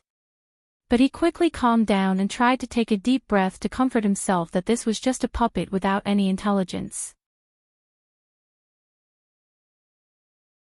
But his breathing was getting harder and harder, and his vision was starting to blur. He had about a minute left. Brando recalled that the entrance to the secret passage should be behind the podium. He groped there and found the square depression. At that moment, he really felt like Martha was on top of him. He was almost trembling as he pressed the slate into the depression, afraid that God would play a malicious joke on him again. Fortunately, it did not. In the dark silence, there was a soft click, then a second click, then a muffled rumbling sound came from the ground, and finally, with a crash, he felt a breeze behind him. Brando looked back and saw the tomb passage that led down. There was light inside, and the walls of the passage were inlaid with purple shimmering crystals. These things were not valuable, but the light was too dim, so they were not widely used. He shook his head, and the dizziness almost knocked him out. There was no such thing in the game. The player would not feel any discomfort for the first 5 minutes of the unyielding skill in the amber sword. But when the time was up, even if you were as strong as a bull, you would still fall down immediately. Brando was almost relying on his own will to hold on, and the desire to live urged him to grit his teeth and move forward. As he walked, he recalled the history of the tomb. The Templar knight who was buried here was a famous NPC called Gerald or something. He was born here and participated in Erewhon's War of Independence. He lived a righteous life, and after his death, he was buried in his hometown according to his wishes. It was said that this place used to be a forest, but later on, a shrine was built here. The people of the Holy Cathedral of Fire modified the tomb of the Templar Knight so that he could rest in peace in the kingdom of God. The sword that Brando was looking for was called the Thorn of Light, and it was also the weapon that the knight used when he was alive. The young man did not intend to disturb the peace of the dead, but presumably, the knight did not want the undead to wreak havoc in his hometown. The youth started to gasp for breath. He used all his strength to support himself against the wall of the tomb for 20 to 30 meters, and the end of his vision gradually became brighter. This kind of gentle white light that lasted for a long time must be the effect of a high-grade glimmer gem. I'm close to my goal. But before he had time to breathe a sigh of relief, a black shadow suddenly fell from the ceiling. 2 steel claws clasped his shoulders and lifted him up abruptly. Brendel felt a huge force seeping into his limbs, as though there were 2 iron chains on his body, preventing him from moving.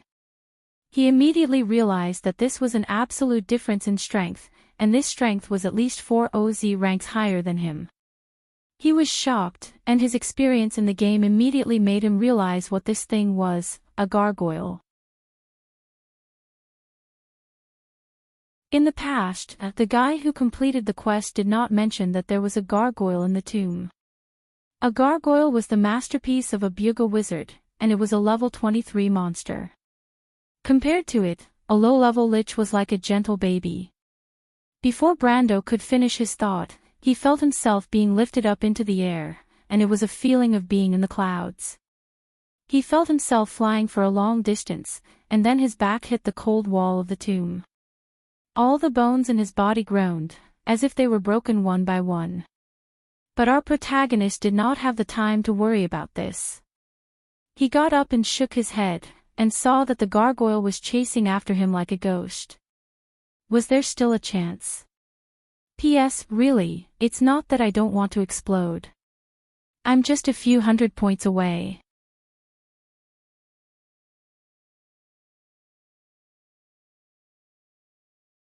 Chapter 26. The ferocious gargoyle was almost 2 meters tall when it stood up, and its demonic wings were more than 5 meters long even when it was half retracted.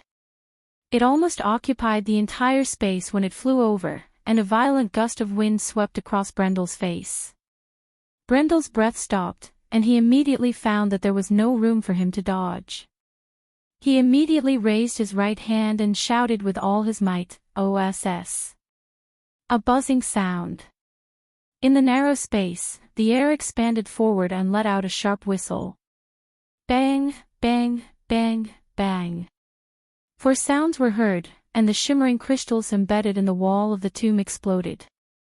The whirlpool of wind hit the winged beast head-on, and the blade-like airflow hit the monster's iron surface. However, the gargoyle also bent half of its body and flew back like a kite with a broken string. In the distance, there was the sound of a heavy object falling to the ground, and smoke and dust flew in the corridor. Brando coughed in the smoke, grabbed his sword and rushed forward. His experience in the game told him that the gargoyle had 60 HP, and it was not something that could be easily killed by a wind bullet. Sure enough, he found the heavily injured gargoyle behind the smoke and dust.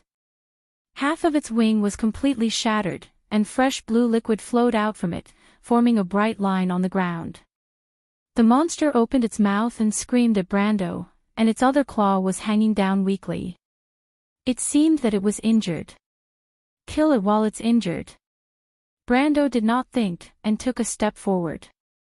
He raised his sword with both hands and used all his strength to slash at the monster. The first slash hit the monster's chest, and it was caught off guard and forced to take a step back. The second slash followed the first, but the gargoyle reacted and spread its wings to surround him. The long sword drew a bright line of sparks on the steel-like wings. After using all his strength, Brando could only feel that the wounds on his body were about to burst open. However, he was not discouraged. The previous attack was to force the gargoyle into a defensive state. This was an opportunity, and Brando wanted to use this opportunity to go around the monster. But the gargoyle screamed and flapped its wings, and the power of 4OZ was enough to topple mountains and overturn seas. Brando lost his grip on the long sword, and the Roman sword flew out of his hand and hit the wall of the tomb, creating a few sparks, and fell to the other end of the corridor. He was thrown to the other side of the wall. He groaned, and his body felt like it was about to fall apart. The only thing that kept him awake was his mind. Brando suddenly realized that because of the monster's unexpected action, he was very close to Gerald's tomb. This thought was like a tranquilizer, and it cleared his mind, allowing him to know what he should do. He shouted and regained his strength. Enduring the intense pain that felt like he was going to be torn apart, he struggled to get up and ran in that direction. Gargoyles were mechanical creatures, usually in tomb guards, so there must be something that could command them. That was right, the gargoyle talisman its chance, The light in front of him was getting brighter, and the gentle white light was so warm that it could seep into his soul and calm him down. But Brando's heart was still pounding, he only had a few seconds to live, and success or failure depended on this one move. But he immediately heard the sound of a heavy object behind him. The young man's heart tightened, and his battle experience urged him to jump forward, but he was still a second too late. Brendel felt something tighten around his ankle while he was still in the air. The icy gargoyle actually stretched out its long claws and grabbed onto his foot, dragging him back to the ground.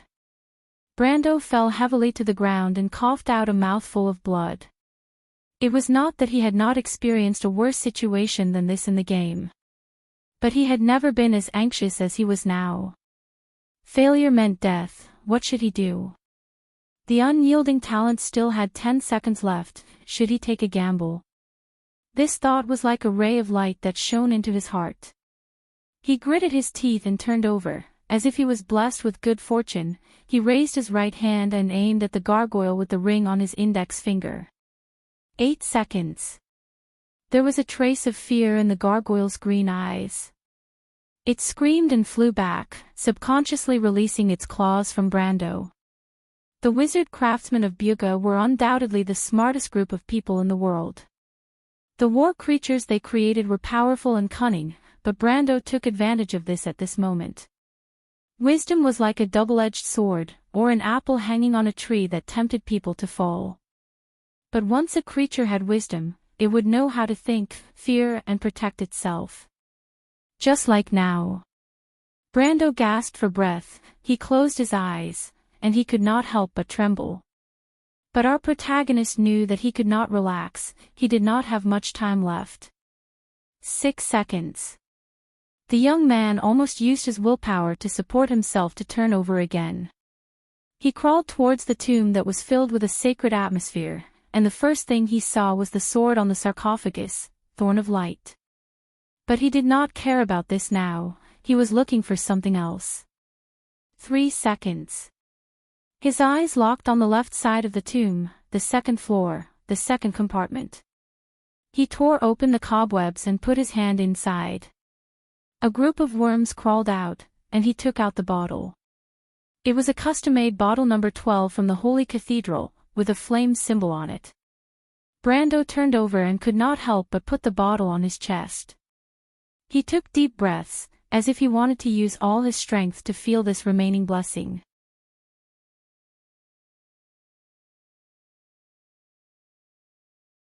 Not only was it extremely sharp, but it could also increase the strength, willpower, and vitality of the wielder by 1 ounce. What did it mean to increase strength and vitality by 1 ounce at a lower level? This meant that if Brando used it, his strength and vitality would be doubled. The most important thing was that someone had seen the Thorn of Light in the game, and it had the ability to detect the undead that many people dreamed of. As long as an undead approached the sword, it would emit a bright light, which was the origin of its name. Brando looked at the sword and sighed. In the game, the elves made a total of 17 similar swords, but most of them were destroyed by the Dark Lords of Madara at the end of the First Era. In the end, there were only 3 left. This was one of them. He reached out and grabbed the hilt, and a surge of energy immediately entered his body. He felt that he had become stronger, and his arms were lighter. But before Brando could fully appreciate the changes, a feeling appeared in his mind. "Young man, you want to inherit my path?" "Ha!" Brando's eyebrows twitched, and he immediately realized what it was. The certificate of profession. This was the certificate of profession. The certificate of profession was not rare in the game, but it was what he needed the most at the moment. But Brando did not expect that the certificate of profession provided by the Knight of the Holy Church, Gerald, was a mercenary and not a Knight of the Church. What was going on? Discovered the certificate of profession mercenary. Requires 2 EXP to upgrade to level 1. Do you wish to take this job? Of course, even if he was not a knight, a mercenary was not bad either. At least it was better than being a militia, right? Take this job, a line of words lit up in his vision. Mercenary, charge, charge, a surprise attack on the enemy. Speed increased by 10 times. Cooldown, 1 minute. Cannot be used while in a weakened state. Brando could recite the effect of this skill even with his eyes closed. He was too familiar with it, because this was the initial skill of the warrior class. Is this fate? Brando clenched his fist. He looked around the tomb. He was not interested in the belongings of the deceased. What he wanted was the holy water used to ward off evil spirits. This thing was too precious, it could save a life at a critical moment. But in the end, the young man's gaze stopped on a small ebony gargoyle.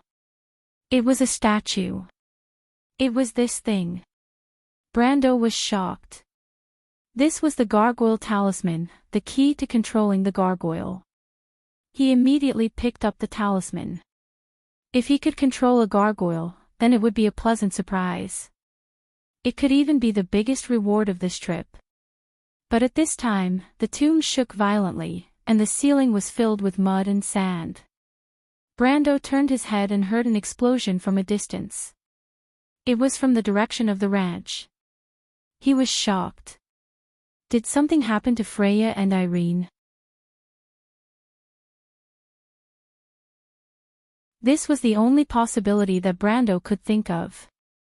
He couldn't wait to grab 2 bottles of less effective holy water No. 9. He wrapped them in his blood-stained clothes and rushed out of the tomb. However, in his haste, he did not notice that a piece of paper had fallen from the holy water that he had casually swept away. Brando ran into the gargoyle as soon as he rushed out. But this time, he had the gargoyle talisman, so the monster didn't dare to act rashly. It could only stand aside obediently as a statue.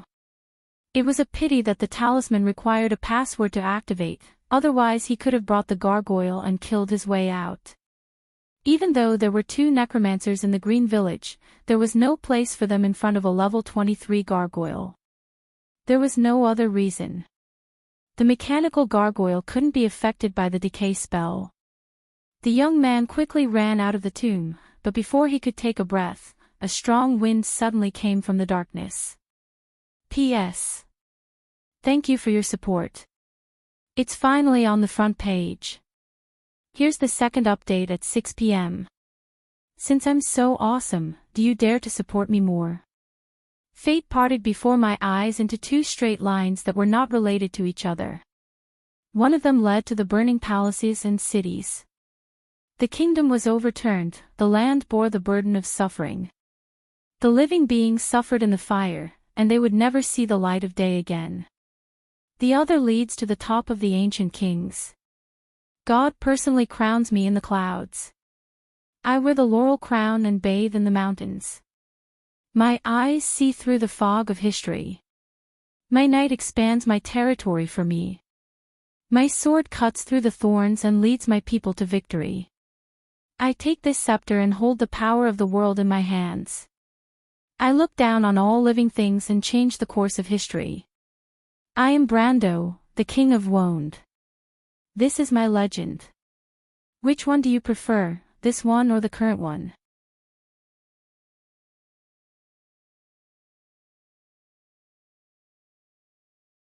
Chapter 27. Brando tilted his head and let the skeleton pass by him. He had almost forgotten about the skeleton in the meditation room, but he was no longer the same person as before. He placed his hand on the hilt of the sword. The sword flashed, and a layer of white light appeared on the thorn of light. Half of the skeleton's body flew into the air. Brando looked at the skeleton that was gradually turning into ashes. The thorn of light was indeed a sword that was born in light, it even had a purifying effect. A golden light shot into his chest. A weapon with a purifying effect would deal double the damage to the undead.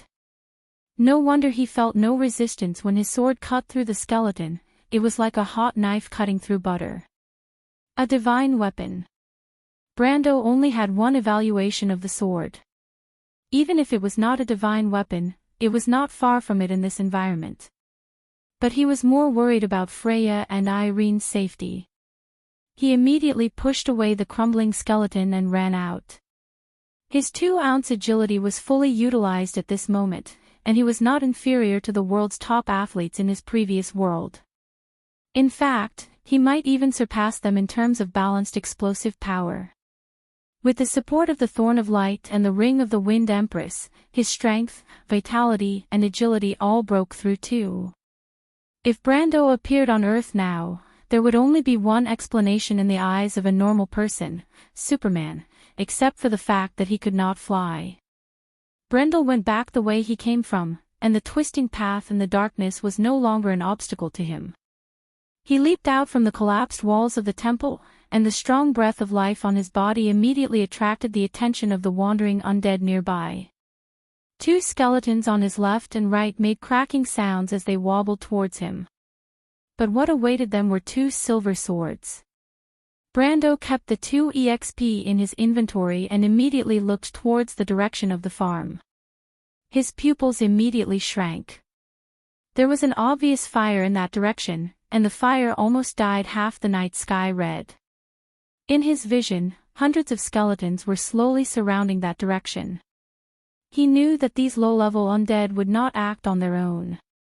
This meant that the lich behind them had noticed something. Freya, Irene. Brando's heart sank, but just as he was about to rush over, he heard a sharp and sinister voice behind him. "There's a human over there, kill him." Brando turned his head and discovered a lich commanding 6 skeleton soldiers in a row to slowly approach him from one end of the street. The lich raised the bone staff in his hand. But Brendel was faster than it. He activated his charge skill and closed in on it like a blur. "Stop him!" The necromancer was startled and screamed hysterically. The skeleton soldier at the front raised its sword, but it was met with the cold face of the young man. A sentence suddenly flashed through Brando's mind. That sentence was so clear that it seemed to contain all the feelings of the original owner of this body. "Bastards of Madara, it's your turn to suffer." He did not care about techniques and directly used the elven sword to exchange blows. A metallic sound pierced through the eardrums. The steel sword in the skeleton soldier's hand bent backwards under the immense force and then broke with a clang. Brando charged forward. The skeleton soldier was split into 4 parts along with the sword. At this moment, there was no longer any obstruction between him and the lich. The repulsive undead opened its leaky lower jaw sluggishly. There was only astonishment on its withered face. "This sword is for Brando." He opened his mouth and the sword pierced through the lich's left rib and came out from the 3rd rib on its back. The thorn of light was glowing. Brando stared at the lich's burning green eyes and said. He swung the sword from front to back. The soul fire in the lich's eyes flickered for a moment and then dimmed. With a clang, the arm that was holding the bone staff flew far away and was burned to ashes by the purifying fire. 3 golden lights rose from the night sky and merged into the young man's chest. He turned around and saw 2 skeleton soldiers flanking him from the left and right. Brando raised his sword and the first skeleton's arm immediately flew up. With another twist of the sword, the skeleton's head rolled down. He took advantage of the situation and pushed the rib that had already been purified towards its companion. The skeleton soldier immediately raised its sword to block the attack, but before it could raise its sword, a bright flash of a sword had already sliced it in half. Whoosh! Madara's lowest-ranked undead soldier's metal rings scattered all over the ground like a flower petals from the heavens. 2 spots of golden light flashed and disappeared. Brando immediately called out to his status panel. Rows of ghostly data immediately appeared in his vision. He selected one of them and said in his heart, Profession and EXP. A series of dark green data appeared, XP, 11, Commoner level 1, Militia level 2, 6 out of 10, Mercenary level 1, 0 out of 10. He used his sword to block the skeleton soldier's attack and said in his heart, 11 EXP, level up Mercenary. The data immediately changed, XP, 0, Commoner level 1, Militia level 2, 6/10, Mercenary level 2, 1 out of 130. Brando raised his sword and used his strength to push the skeleton soldier back. Then he glanced at his own attributes. Strength and constitution had increased by 0. 2 ounces, dexterity and wisdom had also increased by 0. 1 ounce.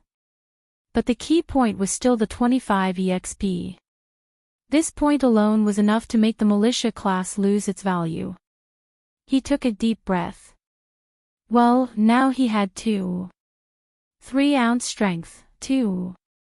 1 ounce dexterity, 2. 2 ounce physique, 8. 0 ounces absolute strength.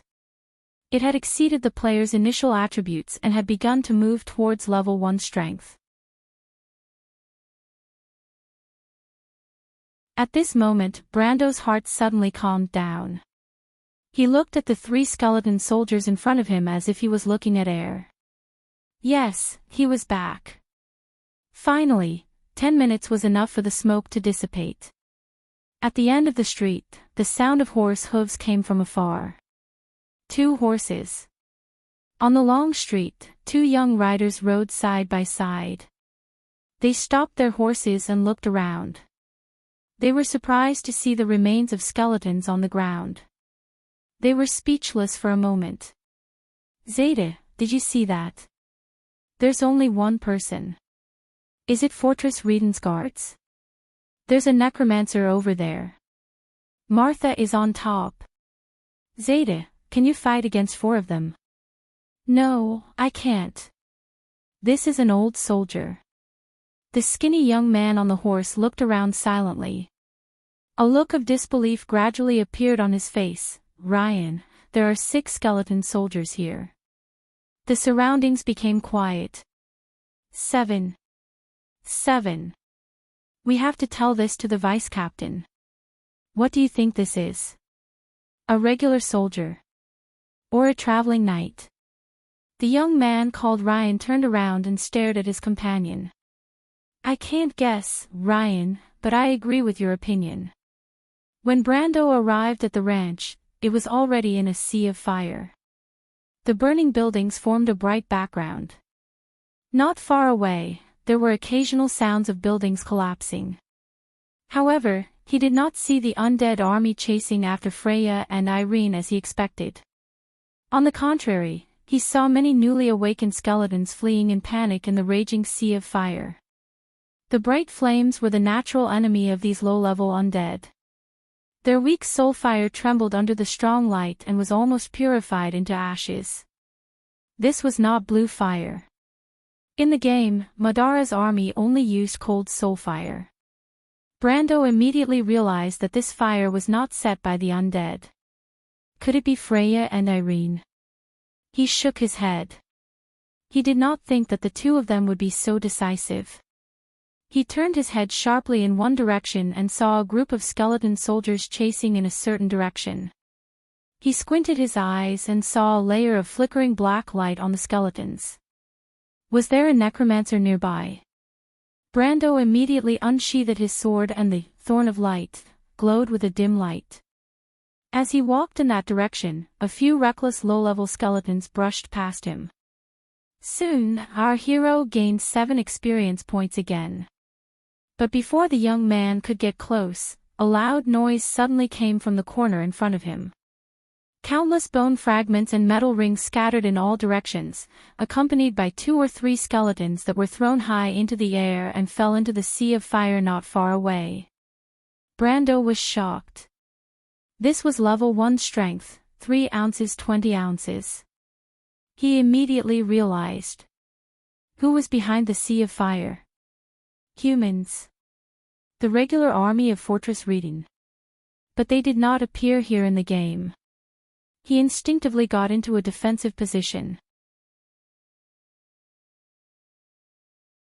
When he looked up, he saw a group of knights rushing out from the sea of fire. It was like a flood, instantly sweeping out from the sea of fire. The leader of the riders immediately turned to him and raised his sword. The riders behind him pulled their reins at the same time. The whole group stopped in unison. Who are you? The knight coldly asked. It sounded like a young man. But the other party was immediately startled. Brando could not see the other party's expression because of the light, but he could feel that the person knew him. No, it was more accurate to say that he knew the original Brando. Then he heard the whispers of the knights behind him. I bet, it's a militia. I know him. But you guessed right, it's really just a militia. Brando frowned slightly. When his eyes gradually adjusted to the strong light, he finally saw the attire of these people. Thick blue coat, dragon scale breastplate, shining white iron helmet and a knight's sword. There was also a silver badge with a black pine leaf insignia. Butchie's guards. Brando, why are you here? The leader of the knights asked in a condescending tone. I have the same question. Brando recalled this person's name from his memory, Breton, who was also a citizen of Bragg's City like him. Because of his outstanding performance in the militia training, he was selected to join the guards and was sent to Butchie's border for training. Of course, this was only on the surface. Because no matter how outstanding Breton was, he would not be able to surpass Brando, who was the #1 swordsman in the same batch. But since the father of a local officer spoke up, the rest of the story naturally became smoother. He knew about the grudges between the two, but it was not grudges. At most, they looked down on each other. Sure enough, Breton immediately opened his mouth. Militia, as the vice captain of the Butchie Guards, I want you to report to me immediately. Why are you here? The group of knights immediately snickered. They knew that Breton was only trying to find trouble for his fellow countrymen. As for the report, it was just an excuse. Brando raised his head. Author's note, as promised, I'll do my best. Thanks to D-Blade, Blood Cicada, Lionhead, SJWGYYB0, Green Knight Lions, Langarisa, Untek, Juan 12387, Pirate Vanguard, Bookfriend 0809030914333371 Marshall Saint Dragon, Moo Ruffing, Slothful Side, Meow Meow, Necromancer Apprentice for their generous rewards. Some of them are old friends that have supported me since Canaan, and some are new friends that I've met in Amber. I'd like to thank you for your support.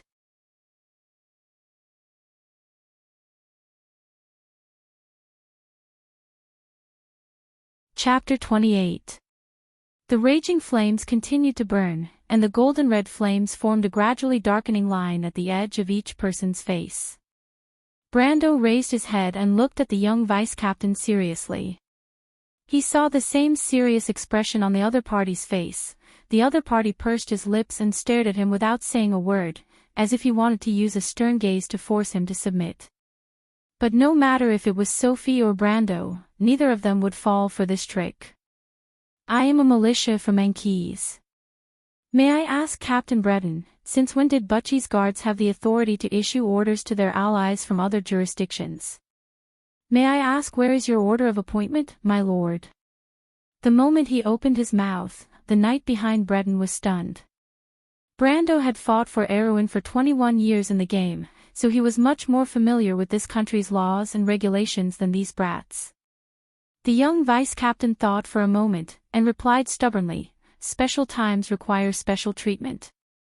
Brando knew that the other party could not bring himself to admit defeat, but he did not want to bicker with them. If not for Breton taking the initiative to cause trouble, he would have been too lazy to care about this childish dispute. I am looking for Freya and Irene, have you seen them? He raised his head and asked. This was the question that Brando was most concerned about. The surrounding fire seemed to be lit by the young guards, but he could not help but maliciously think that Erwin's future goddess of war would not be burned to death like this, right? Breton, you have committed a great sin. Of course, this was just a thought. But Breton felt that Brendel's nonchalant tone was arrogant, but he really could not think of anything to be proud of from a person who had fallen from grace, and who was not doing well in the world. He suppressed the disgust in his heart, and opened his mouth. Freya. The 3rd Militia Squadron. What is she doing with you? Brando could tell that this guy had a good impression of Freya, but his unfriendly tone made him feel uncomfortable. As the saying goes, even a clay bodhisattva has a temper. Captain Breton, it is my freedom to choose who I want to be with. As for what I'm doing here, I'm afraid I'm the same as you. Don't think I don't know what kind of situation you're in right now, he couldn't help but retort. Brat, what kind of attitude is this? A young man behind Breton shouted angrily, you're just a mere militia.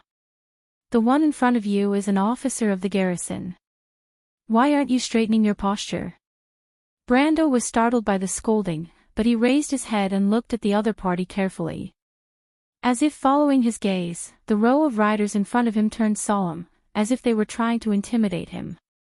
He looked at the 15 young men who stood upright on their horses like knives. They were uniformly dressed in dark blue military uniforms. Their armor was neat and shiny, showing the demeanor of an elite force. These youths have the right to be arrogant. They are the best youths from the villages and towns in the Grimoires region. After going through strict training and selection, the rest of them are at least close to first-tier strength. According to the rules of the Holy Cathedral of Fire, a person with an average strength between 3 ounces and 20 ounces could be considered as having level 1 strength. This level 1 strength system included all the white-ranked swordsmen, sorcerer apprentices, and elementalists, beginner elementalists, in the entire continent, as well as the knight squires of the Holy Church and the low-ranked clergy. The Holy Cathedral of Fire used the amber stone to test the purity of each person's strength. Brando had seen this kind of tool in the game before, but it was used by NPCs in that game. The players had direct data, so there was no need to test it.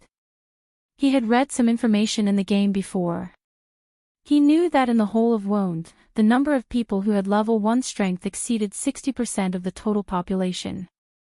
This was because the average lifespan here was more than 160 years. However, if the range was narrowed down to the age group of 17 to 19 years old, the same proportion would drop to 20% or even lower. In Erewhon, apart from the church, sorcerer academies, and knight squads, most of the 20% of people served in the garrison. Which was why he was looking at these people now. Indeed, in the face of a mixed group of militia, these young people could be arrogant. However, militia was militia, and Brando was Brando. As a person who grew up in a free world, he was indeed an anomaly in this world, and he would never think of being inferior to others. This was the deep-rooted understanding of modern people: God is the greatest, and I am the second. Thus, he coldly stared at this guy, secretly estimating his strength. Although his opponents were not ordinary, Brando believed that he was not inferior to them in terms of stats after obtaining the Thorn of Light and the Ring of the Wind Empress. Moreover, he also had the level 130 Veteran Warriors experience cheat, so he could guarantee that these guys would be defeated one after another. Of course, they could swarm him, but Brando guessed that Breton could not afford to lose face. However, what surprised him was that the young vice captain actually raised his hand to stop his team members, and asked with a heavy expression, "How do you know what we are here for? What else do you know? Who told you?" Brando thought to himself, "Of course I know. Why would Butchie's guards appear here, and what is their goal?" The young man did not know every detail, but as long as he thought about the general direction of history, he would be able to guess most of it. He knew that they were not here to retaliate, but there had to be a motive, right? As long as he sorted out his thoughts and thought about how Butchie's guards were trying to break through Fortress Reden's encirclement, wouldn't everything make sense? This was the same as the game's history. In the game, it should be on this day that Madara's undead army completed their blockade of the Belder Forest. This afternoon or early afternoon, Butchie's guards and the escaping villagers were attacked by the undead army. That was the closest they were to Fortress Reden in history. They almost succeeded, but Cabias's skeleton army arrived and destroyed all their efforts. At this moment, Fortress Reden did not even realize that there was an invasion coming from the east. But this was not a coincidence, and it was not because luck was not on Butchie's side. It was because they were facing the terrifying and efficient left wing of Insursta's dragon army from the First War of the Black Rose. No matter how much they brought along their families, the weak, women, and children, the Butchie guards could not match the speed of this famous undead army. Furthermore, they were being chased down by Rothko's necromancer army. These 2 points made their failure a tragedy.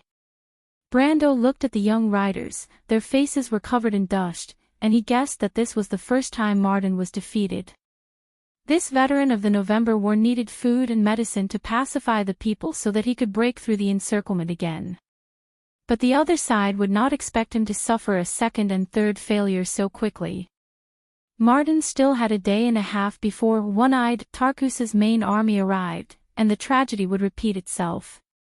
Perhaps he would be lucky enough to escape with his life, but he would lose all the glory of being a soldier. Brando shook his head and did not have the mood to argue anymore. But he was not a person who would repay evil with good, and he replied with disdain, "Do you still need to ask? You came here with such fanfare, isn't it written all over your face?" The young man behind Breden's back had veins popping out on his forehead. If not for Breden stopping him, he would have pulled out his sword and dueled with Brando. "You guessed right, but since you are not willing to take up the responsibility of a militia, please step aside." The young captain opened his mouth. "Please do not block our path." Wait, Brando could not help but feel a little angry. Is this guy trying to provoke me? He stood in the middle of the road and asked in a low voice, "Are the villagers with you?" "It has nothing to do with you." "How many people are injured?" Brando asked. Breden's face stiffened. "It has nothing to do with you." "Of course it has something to do with me. Among them are my friends' relatives, Freya, Petit Finus, Irene, and Mackie.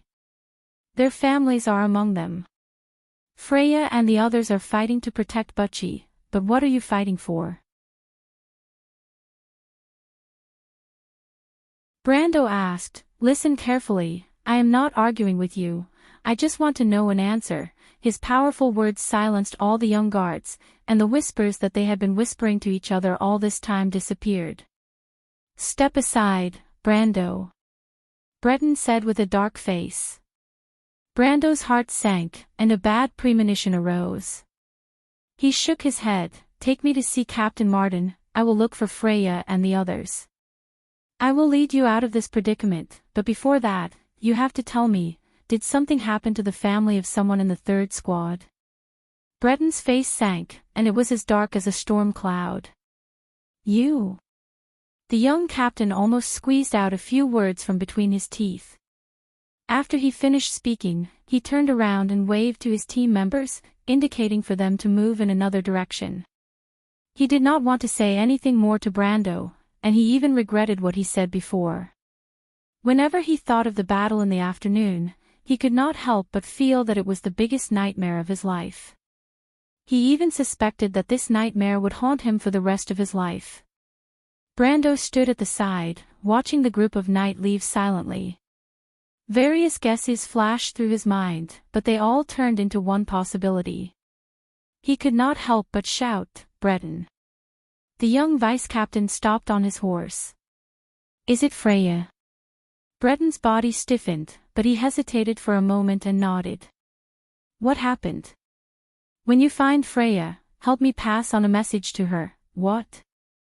Breden sighed. "If you find her, apologize to her on my behalf. Tell her that Aunt and Uncle Sil were unfortunate in the battle this afternoon." Just as he was about to say this, he suddenly heard a soft clang behind him. Everyone was startled. The knight turned around and saw Freya with a pale face, her sword falling to the ground. She had a look of disbelief on her face. The young man called Irene followed behind the future Valkyrie with a helpless look on his face. "Freya." Brendel was taken aback. He had already guessed what Breden was going to say with his mouth full of nonsense. How was that possible, and wouldn't? Freya suddenly started sobbing. Her pale face was filled with tears. Everyone had a weak spot in their heart. When Brendel saw the strong Freya squatting down and crying pitifully like an injured animal, he felt as though the softest part of his heart was struck. His throat felt dry, and he wanted to say something to comfort her, but he could not find the words to do so. He looked at her silently, but suddenly realized something.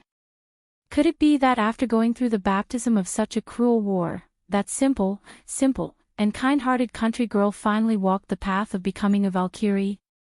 Then history was going back on track. Note, regarding professions and experience, in the Amber Sword, the characters can take up any profession they want, just like in the real world. He can be a cook today, a tailor tomorrow, a warrior, or even a scout. But a person's time is limited. His experience in battles, adventures, and production is always limited. If a person can't focus on one profession, Every time he takes up another profession, he will receive an experience penalty due to distraction. From the first profession, excluding commoners, onwards, the experience requirement for each profession will be doubled. Also, if there is no special explanation, the setting of the Wound World and the Amber Sword game are always the same. P.S. Strange, I can't see the reward list, and the front desk doesn't show it fully. I can only thank everyone who supported me by donating. I feel like my collection is quite small. Readers, please help me promote more. Thank you. Next is my daily life. Please support me and let the Amber Sword continue to rise in the new books list. You're tuning into the LoveLore Library YouTube channel. We're so grateful for your support, and don't forget to subscribe to join us on this incredible journey through captivating stories. Your generosity through donations truly makes a world of difference, as it's the primary source of revenue that allows me to expand and enhance this channel for you. Thank you from the bottom of my heart for being a part of this adventure.